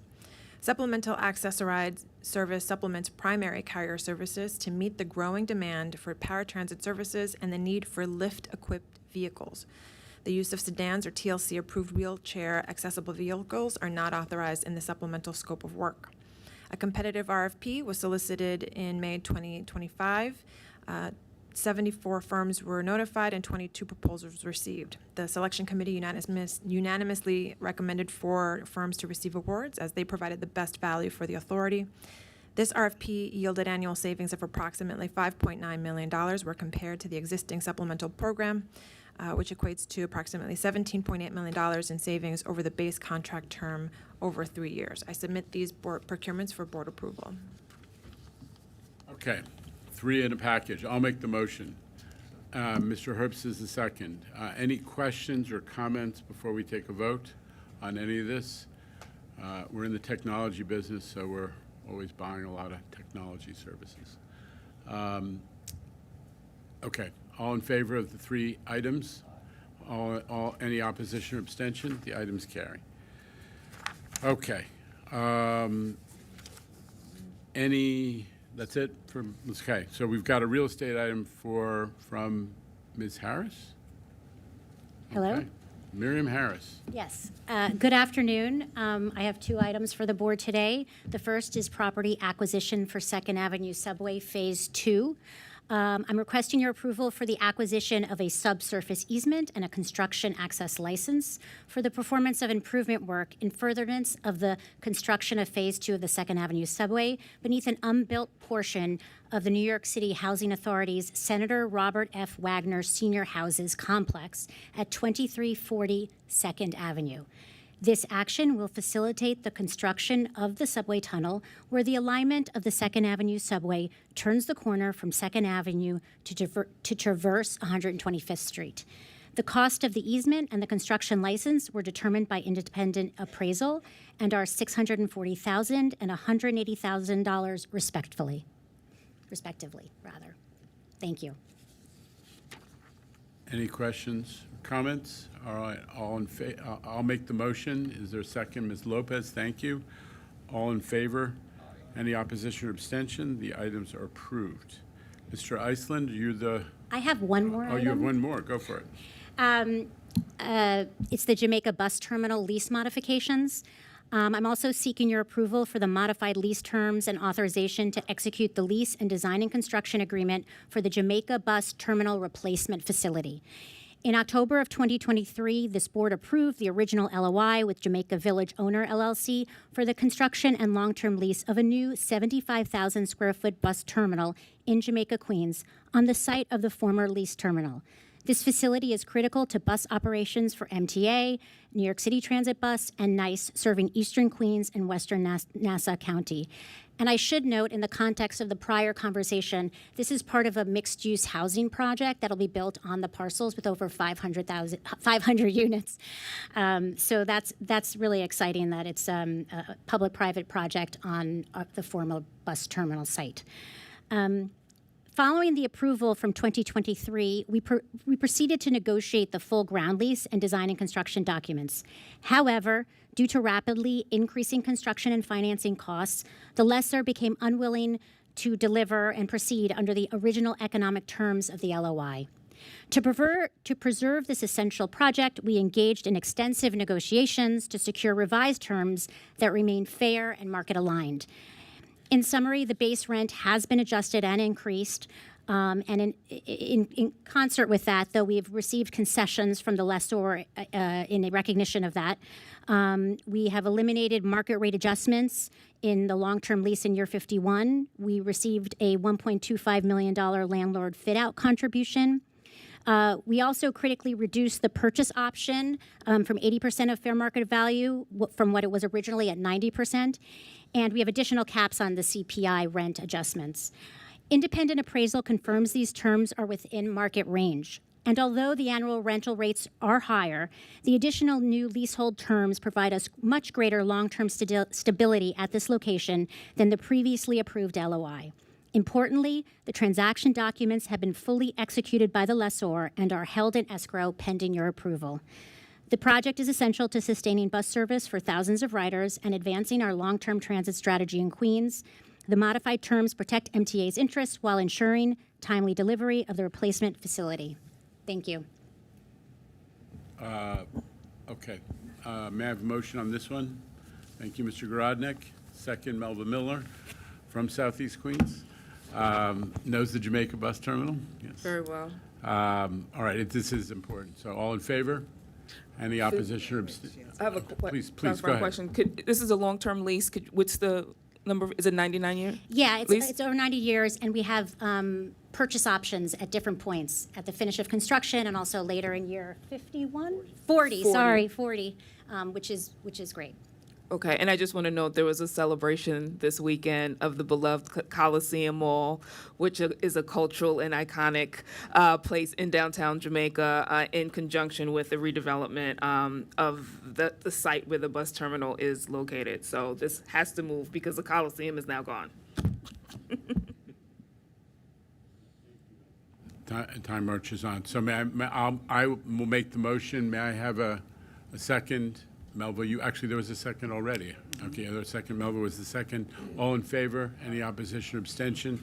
That item as well is carried, approved. C&D procurement package, Mr. Iceland. Thanks, Chair. This month for C&D, I'm presenting 7 items for the board's approval. For the first 6, we're requesting approval to award 1 federally funded and 1 state-funded indefinite quantity contract to each of Battelle Memorial Institute, Aegis BLN USA, and TUV Rhineland of North America to provide independent safety assessor services for New York City Transit's signaling and train control systems. An independent safety assessor conducts independent reviews to ensure that safety requirements are being met in each phase of a project, including design, integration, and installation, testing, and commissioning. These contracts have negotiated rates, but they're $0 base with no minimum guarantee of any assignment. They'll establish a pool of pre-qualified teams that will be able to compete for task orders. The contracts are for a period of 60 months and will have a total aggregate budget for these services of $50 million. The other item is a publicly advertised and competitively solicited contract in the amount of $3 million with FPM Engineering and Geology PC. Under this contract, FPM will be assigned work orders on an as-needed basis to analyze hydrological information, make recommendations to resolve water-related issues like leak mitigation, feasible water sources for new well installations, to prepare applications for permits, perform environmental assessments, and then provide assistance with claims or disputes related to hydrological conditions. These items are described in detail in the staff summaries contained within your committee books, and I submit them for your approval. Motion, Mr. Herbst, second. Dr. Rizzo, any questions or comments? All in favor of the C&D items? Any opposition or abstention? The items carry. Thank you. The final item of administrative business is that the minutes from each of the committees, as well as the January Joint Committee and Board minutes, have been distributed. Are there any corrections or omissions? They've all been submitted to Kate, so they're fine. Okay, so if there are no corrections beyond those already submitted, approved as distributed. I think that's the correct way to do it. That concludes today's meeting agenda. Mr. Herbst, may I have that motion to adjourn? Thank you. All in favor of adjourning? We are adjourned. Thank you.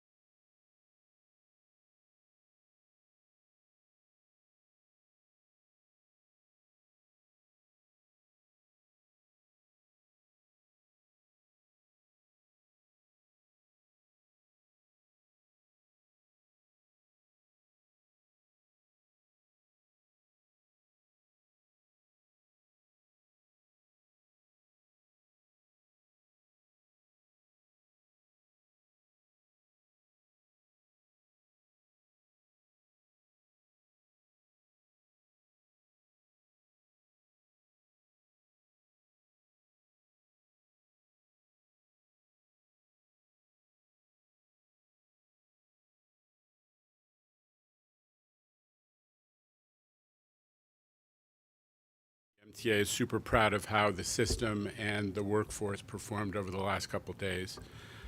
Just one data point worth mentioning. On Monday, when the rest of the world was pretty much shut down, we carried 1 million people, which is more than any transit, on our subway, which is more than any other subway system in the United States carries on a normal day. So we were proud that essential workers and folks who had to get to medical appointments and people who had to check in on elderly relatives were able to get where they wanted to, and we were really proud of our workforce. And that includes the commuter railroads as well as subway and bus. So with that, let's get started. All right, let's start the questioning today with Dave Colon from Your Streets blog, everybody. Dave? And one fun fact is I think that everybody wants a letter that I referenced, right? There were some requests, sir, Yeah, for the so letter. that we're going to give that at the end of the press conference. We'll give a copy of the letter. We'll circulate a copy of the letter that went out. Okay. Hi, Jana. I actually have a question for Demetrius to start. Well, direct it to me and I'll decide, okay? Well, okay, geez. I mean, he was the one talking about it at the board meeting. There was a whole thing where for the customer journey time performance and the service provided during the storm last month, there was a 5-day period that the MTA didn't really count any of the statistics for it, despite the fact that those days happened. So we're curious, Streets blog, why is that? Is it the MTA's position that the snowstorm justifies failing to provide adequate service? What factors explain substandard service, and why does it take 5 days to return things to normal? The idea, listen, Demetrius coming up, but Dave, nobody's more transit than you, but I really resent the idea of substandard service. Then on a day when there's a blizzard, a historic blizzard, that you describe it as substandard service, when the rest of the world is for whatever service they provide is shutting down. Not okay. Not okay, Dave. Well, so let me just tell you what and Demetrius will get into it, and he's probably smoother and more rational than I am on this topic. What you're seeing is that we use those statistics to evaluate under normal all daily challenging conditions of running the subway system of this vintage and of this size in this place, and that there's some recognition in the reporting of days in which the conditions make it impossible to have apples to apples comparisons. You saw in the presentation that was done about service, I think it was by Demetrius, that there was an asterisk on that identified the days that were treated differently. But as for characterizing performance in the subway system during a blizzard as substandard, I don't know about that. Go ahead. So obviously it's our goal to be able to provide as much and frequent service as possible. But the reality is our on-time performance and customer journey time is based upon a scheduled service. We articulate what the service is going to be, and then whatever service we operate, we judge ourselves based upon it. In this instance, we did not operate the scheduled service, and we told customers in advance. So the headways were not the same. The starting times of trains were not the same. We made specific changes in our operation to be able to accommodate layups on the main line, so that we can make sure that our yards were taken care of. We specifically supplemented service for the A line, additional service on the Rockaways because we operated differently. So those specific changes were specific to an operating environment of a blizzard, right? So the reality is, and this is not a new thing. This is not, you can go back and we've done it in the past.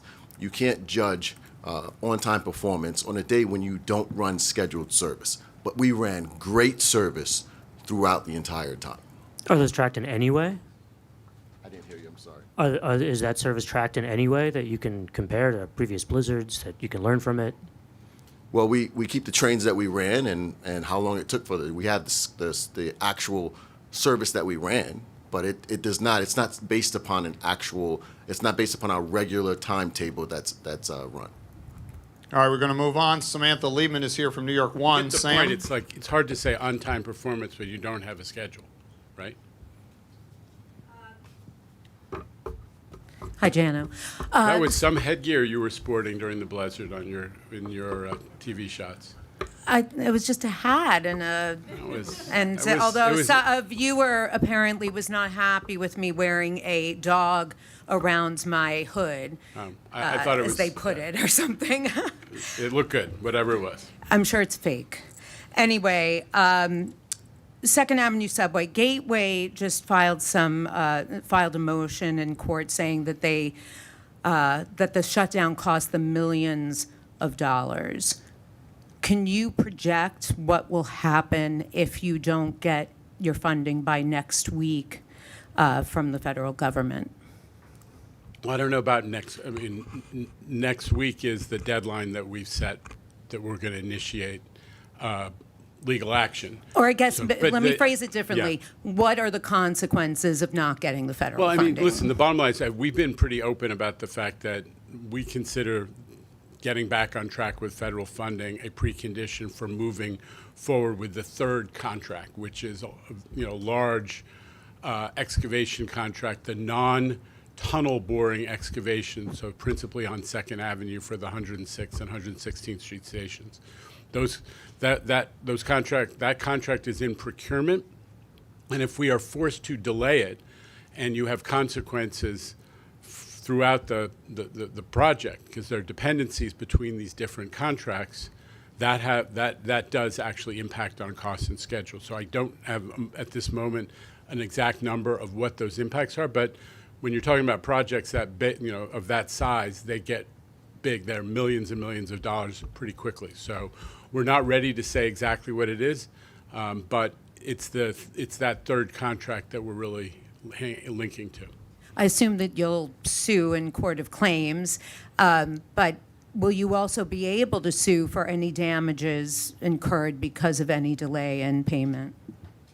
Depends when we are doing the analysis of what those consequences are, and it may be an element of our damages claim. But the principal purpose of the lawsuit, if it has to happen, is to collect on the requisitions that have already been filed, and frankly, the requisitions that we were entitled to file before they shut us out of the electronic portal, which is how you do the federal funding under the current CIG program. So we'll be pursuing all of the damages that we're entitled to, but we hope. I mean, right now they've paid Gateway. I don't know that we should have to go to court. We hope and expect that they will take the right action and restore the funding process that was in place before things went awry. All right, direct your attention to the video screen. Joining us is Stefanos Chen from The New York Times, and he is in an undisclosed location today. Stefanos. Hi, Jano. Sorry, that's my bed sheets behind me. Just more on the details of the potential lawsuit there. If by next week you guys have not received the overdue funding, can you just give us a bit more detail on basically what that strategy looks like? And could you speak more to the damages? I know that that question's come up, but if there's any more granularity there on how bad this gets if you guys don't get the funding you need. Well, I hope I just answered Sam's question. It's $58 million that hasn't been paid of requisitions that were already filed, but they were filed some time ago before FTA first told us stop submitting requisitions, and when we didn't, they actually shut us out of the electronic portal. I'm assuming they're operating under instructions from more senior folks, because we've had a pretty good relationship with the FTA professionals about this project. They continue to monitor our progress, and there's good professional interaction. But they shut us out. So there may be additional monies. Jamie, correct me if I'm wrong. There's maybe additional monies in the millions that we're entitled to based on the expenditures that we've already made that should have been accepted by the FTA for reimbursement. And Steph, you'll see it in the letter that we're going to give out. What the CIG agreement that we signed with the federal government is very explicit that they must pay requisitions unless there's some mega default, and we're clearly not in that category. So I don't think that there's much of a leg to stand on. At one point they said, well, you got to fix your DBE program. We submitted all that paperwork. We said, okay, we'll do what you want. And we submitted all that paperwork in, I think the last exchange was in the beginning of December. So it's some time ago. The original response was, I think, back in the late summer. But, we've had no further feedback from them on it. And there have been public statements to the effect that the project's being held hostage for congressional negotiations that the White House wants to have. So it's time for us to get this back on track. And so we're letting them know, time's up. All right, we're moving on to Alfonso Castillo from Newsday. He's up there, sir, in the Valley Stream balcony right there. Alfonso. Yes. Hi, Gianno. A couple questions about the Long Island Railroad's performance in the storm. You mentioned getting employees to work as an issue. Can you elaborate on that? I mean, how much of an issue was this percentage-wise or numbers-wise? I mean, I'll invite Rob to speak to it, but it's not a secret. A lot of LIR employees live on Long Island, and they were socked in like many, many people on Long Island. And there were consequences in terms of the ability to put on service. I mean, Rob, was trying to run a lot of diesel trains, right? And we didn't always have operating engineers. So go ahead. Hi, Alfonso. I don't have specific percentages right now, but it was an impact. As every operating agency had realized during this. I mean, you've seen the reports of roadways being clogged. People literally couldn't get out of their driveways. But I think what's more important is, the service we did provide. We operated over 450 trains literally hours after we came out of Long Island's biggest blizzard. So while there was an impact, I think the environmental aspects of it were a much greater impact than that. On the service that you ran yesterday, understanding extraordinary circumstances, but a lot of commuters not happy with what they had to endure, particularly in the morning rush hour where they described a really intense crowding on trains at some stops, unable to get more passengers to board because there just wasn't room on trains. Understanding the limitations that you were faced with, why couldn't you, and this is a couple of things that people brought up, have longer consists or more frequent service on the lines that were running? Well, I think if you saw some of the news reports, you saw many people ecstatic that we were even running service, again, literally hours after a historic storm on Long Island. So there's many challenges as presented. You heard about the extreme conditions that we had operated through. And when you go through these situations, the equipment is not exactly where you would like it to be. And I've spoken to you before, we had to perform an assessment, and part of that assessment is looking at our yards, seeing what equipment we have there, what tracks, because within hours we're looking to provide service, what tracks are most accessible, what can we dig out. And you have to remember, we have to dig out pathways to the equipment as well, because there's federally mandated inspections that have to be performed. So that assessment took place in each yard. We have 35 yards throughout our system which have multiple tracks. We literally had forces there digging out switches by hand. And again, you have equipment all over the place. We continue to try to operate equipment through the storm to clear the tracks. So you don't have the ideal equipment where you would want it at that particular moment in time. But we just wanted to provide service, which we did. We did a great job. Again, we operated over 450 trains after a historic blizzard. All right, let's go to the mezzanine. Elijah Westbrook is up there from CBS New York. That's Elijah. Right. Good afternoon. Good afternoon.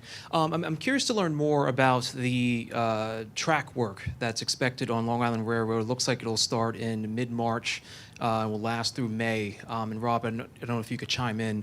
Seems like shuttle buses are part of this plan here. What are the impacts to riders, and can you just break down the details surrounding this project? Hi, Elijah. Yes, I mean, this is part of, we're in our production season. We usually come out with 4 timetables a year that accommodate our state of good repair work. We're talking about a bridge that was built in 1903. This is part of our historic capital program. We have $600 million for line structures. So we're going to this bridge and we're going to, make necessary repairs to that bridge. It's single track environment out there. That's why it necessitates buses being operated. But this isn't something outside the norm. We try to accommodate our customers. It's our production season as we're putting our place in a state of good repair. All right, let's go to Michelle Caskey from Bloomberg News. She's down there in the Hudson Pavilion. Michelle. Hi. So, Jano, can you give any clarity about when next week you would need the money by? Well, I think the letter will speak for itself. It Okay. says it puts a deadline of March 6th. And then wanted to ask you two questions. Is there something about the different gateway lawsuits, the two different gateway lawsuits that have provided some sort of legal strategy for the MTA? And then my second question is, given this issue now with Second Avenue Subway, but also with Gateway, why should American taxpayers well outside of the New York City region, how can you help them maybe to understand why these projects are so important and why it's so important that the federal money keeps coming through? Okay. I think that the bottom line is that New York, New York sends a lot more money to Washington than we get back in general. You can check the percentages for yourself, but we are what you call a donor state. So but there are certain categories of federal funding that we're entitled to participate in disproportionately because of our unique circumstances. One of them is transit.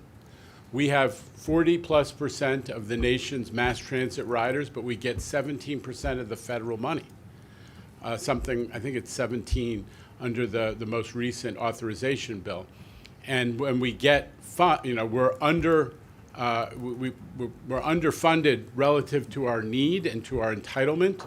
New York already is, as I said, not getting its fair share out of the federal government relative to what it stands. So when you do get a grant for something that's really important, that is unique to New York, that's all the more reason we're entitled to rely on the federal government to make good on it. Now, on top of that, the arguments for the Second Avenue Subway. This phase of the Second Avenue Subway will, lead to there being 300,000 daily riders on this line between the two phases.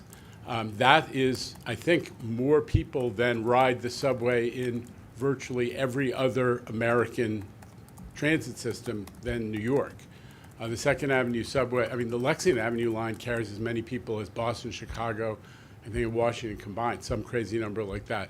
I'll check the numbers to get back to you. But the bottom line is we're really entitled on every standard to be able to rely on federal funds that are committed. Not only are we arguing for federal money, but there's a legal commitment that was made to us. And we have, on top of everything else, we've got in process a multi-billion-dollar project that depends on that commitment that the feds made some time ago. So for all those reasons, I hope that somebody in place away from New York would understand why we're entitled to it and why we're taking action to make sure we get it.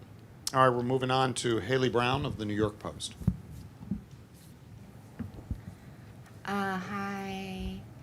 So the MTA has a pilot test of audio ads slated to begin in June. You learned about that today? Yeah? Pardon? You learned about that today? Tell me more about it, because I don't know about it. Go ahead. Okay, an internal document said, I guess, select stations are going to play 30-second ads, no more than one ad every 10 minutes. It's a pilot that starts in June. So in the document, it said that riders' reactions would be taken into account to determine the success of the program. So just curious, what's the MTA's plan to measure riders' reactions to the audio ads? I'll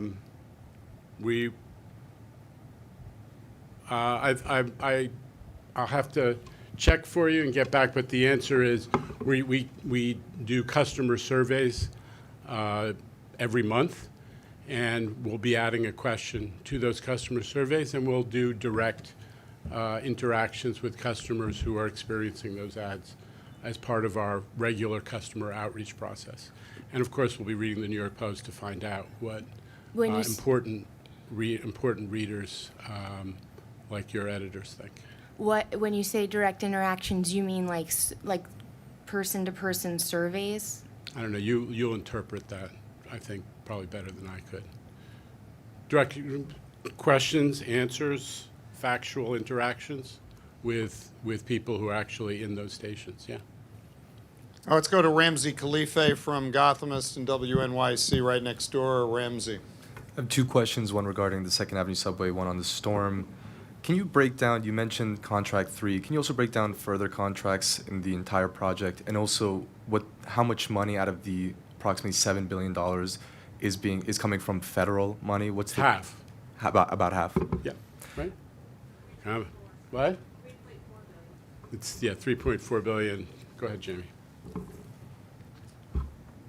Yeah, it's just about a 50-50 split, 3.4 versus 3.6. And we are, as we've said, very anxious to award Contract 3, which is going to be building out the station infrastructure for the 106th Street and 116th Street station. That is critical. We've been in a procurement for that and have been aiming to take that to our board in March, but of course that's subject to the availability of reliable funding. And if we aren't able to take that to the board, that is going to cause a significant delay in the project, which the federal government holds us to, that schedule. So, and that, at minimum, costs us and the taxpayer in terms of escalation. The last contract is Contract 4, which is in design now. We're preparing to get that into procurement in early 2027. And that's really the build out of all the stations, all the systems, all the infrastructure within the tunnel and the station so that we can run service. And just regarding the snowstorm, both this month's storm, last month, you guys kept above ground service available. In recent history, if you look at 2016, 2021, I think 17 and 19 as well, the MTA decided to close it. What's changed to allow for above ground service to keep running, and were there any hiccups of doing that? I honestly don't know what I would characterize as changed. It's more challenging to run it. I think we said it to you guys and to the public again and again. You've got, the elevated tracks are easier to keep clear because the snow a lot of it tends to dissipate on its own. Where we particularly get into struggles is on bridges where there's icing, just like you see on a highway sign. There may be icing on the bridge. That's why keeping the Rockaways connected was such an amazing accomplishment. Tip of the hat to Demetrius and Bill and the transit team. Never before, I shouldn't say never before, but generally it has been a struggle to keep the Rockaways connected, and they found a way with what they called the round robin operation, a sort of so that you didn't have to throw a lot of switches by having a sort of shuttle type operation.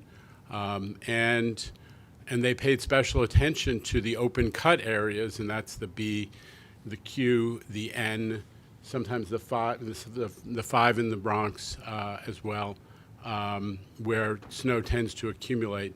And we were able to run service, although obviously, reliability and frequency were impacted. But we're very proud that we were able to do that because a lot of our customers, especially essential workers, are coming in. They don't live in Tribeca. They're coming in from Brooklyn and Queens and the Bronx and further away, and we want to make sure that they were able to get where they need to go. All right, moving on to Jose Martinez from the city. Is he here in person today? Jose. Hi, Jano. Two big storms in short order. That's obviously going to affect bus service, but is there anything you'd want to say to property owners or building owners in terms of their responsibilities for clearing, not bus shelters, that's the cities, but clearing bus stops, some of which to this day have stacks on them? Yeah, listen, the mayor, to his credit, the mayor and in particular and his team have made an effort to get the word out to property owners that you are responsible for clearing the bus stop. If it's not a sheltered bus stop that's the responsible of the franchisee, it's really the property owner's responsibility. And they got the word out. I know they've done some citations, although not, they're not going crazy. And we appreciate it because our bus riders, clearly people who are depending on the bus, and that includes a lot of folks they're not near a subway, or the accessibility of the bus system makes it, the choice for them, that they that they need to be able to get from the bus stop or the curb to onto the bus. So we were very appreciative that the mayor got that message out. He has a big microphone, and he used it, and we appreciated that. And we also are, obviously trying to support it, although we don't have the direct interactions with property owners as much. Was that a significant improvement from the January storm? We're still, honestly, I don't want to declare victory. I think there was improvement, and not to forget, we actually teamed up with sanitation. We used some buses to move some of the shovelers around, both sanitation personnel and the volunteer shovelers, to hit bus stops in areas where we knew there were challenges in terms of bus stops that were, for whatever reason, not getting shoveled. So we collaborated with them on that, and I think progress was made. But there's always a lot of room to make it better. We're still looking at some bus stops that are tough to navigate. All right, let's slide down to the East End. Ethan Stark Miller from AM New York is here. Ethan. Does that count as the East End? Hey, Jano. Of the dais. Of the dais, gotcha. So we're working on a series at AM New York and the Bronx Times about the Bronx broadly, but also, this month we're looking at transit inequities in the Bronx. And, I had a few questions kind of about the state of transit there. Particularly when it comes to capital investment, what has been like the recent capital investment in the Bronx versus other boroughs? If you could give an overview of that. The Penn Access project, I know that ran into some hiccups. What's the current status of things with that, with the feds? Two questions. That's what you got here today. We can take the rest. Well, I mean, listen, you can take the rest offline to the press office, and we'll try to give you the information. Here's what you need to know. The percentage, yes. The Bronx, I think more than any other, we'll have to confirm it, but I'm pretty sure the Bronx more than any other, the percentage of stations that have ADA accessibility at the end of the 25 to 29 program will have gone up much more in the Bronx than any other. Not much more, but more in the Bronx than any other borough, I'm pretty sure. We'll check the numbers for you and get back to you on that. A lot of it is ADA projects. The Bronx has a lot of elevated structures, a lot of elevated stations, and so it's particularly challenging for ADA, but we are getting that done. The other investments, and we'll go through the specifics with you, are the basics of state of good repair. It's the stuff that makes the system function. It's the power systems. It's the tunnel and elevated structures. It's the signaling systems, and it's also investment in things that benefit the whole system, but the Bronx depends on, like rail cars. So we will go through and give you the specifics, but I'm confident that the numbers will show that the Bronx is getting a big benefit from the current MTA capital program, and we can show it. The Penn Access project, not a secret. We have major struggles that relate to the multi-year difficulty getting Amtrak to let work to support the work. And I'm not going to go through the whole spiel that you've heard at prior board meetings.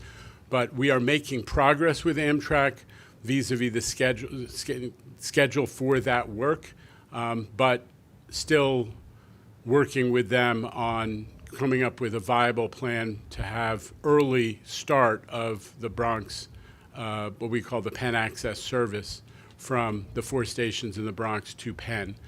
So that is still a work in progress, and negotiations and work is underway. All right, let's close out the proceedings today with Evan Simcoe Bednarski of the New York Daily News. Evan. Thank you, Tim. Hey, Jenna. So I wanted to ask a question about Second Avenue Subway. Understanding that the main thing under threat here is the next contract, and understanding that there's a far more even split between state funding and federal funding here than there is in Gateway.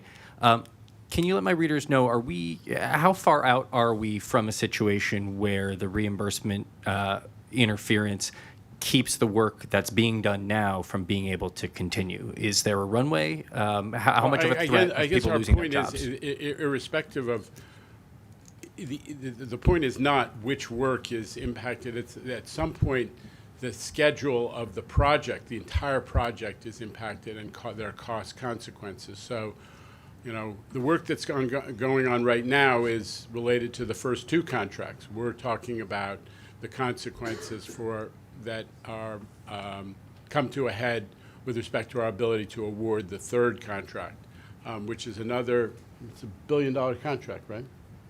Little less than $1 billion.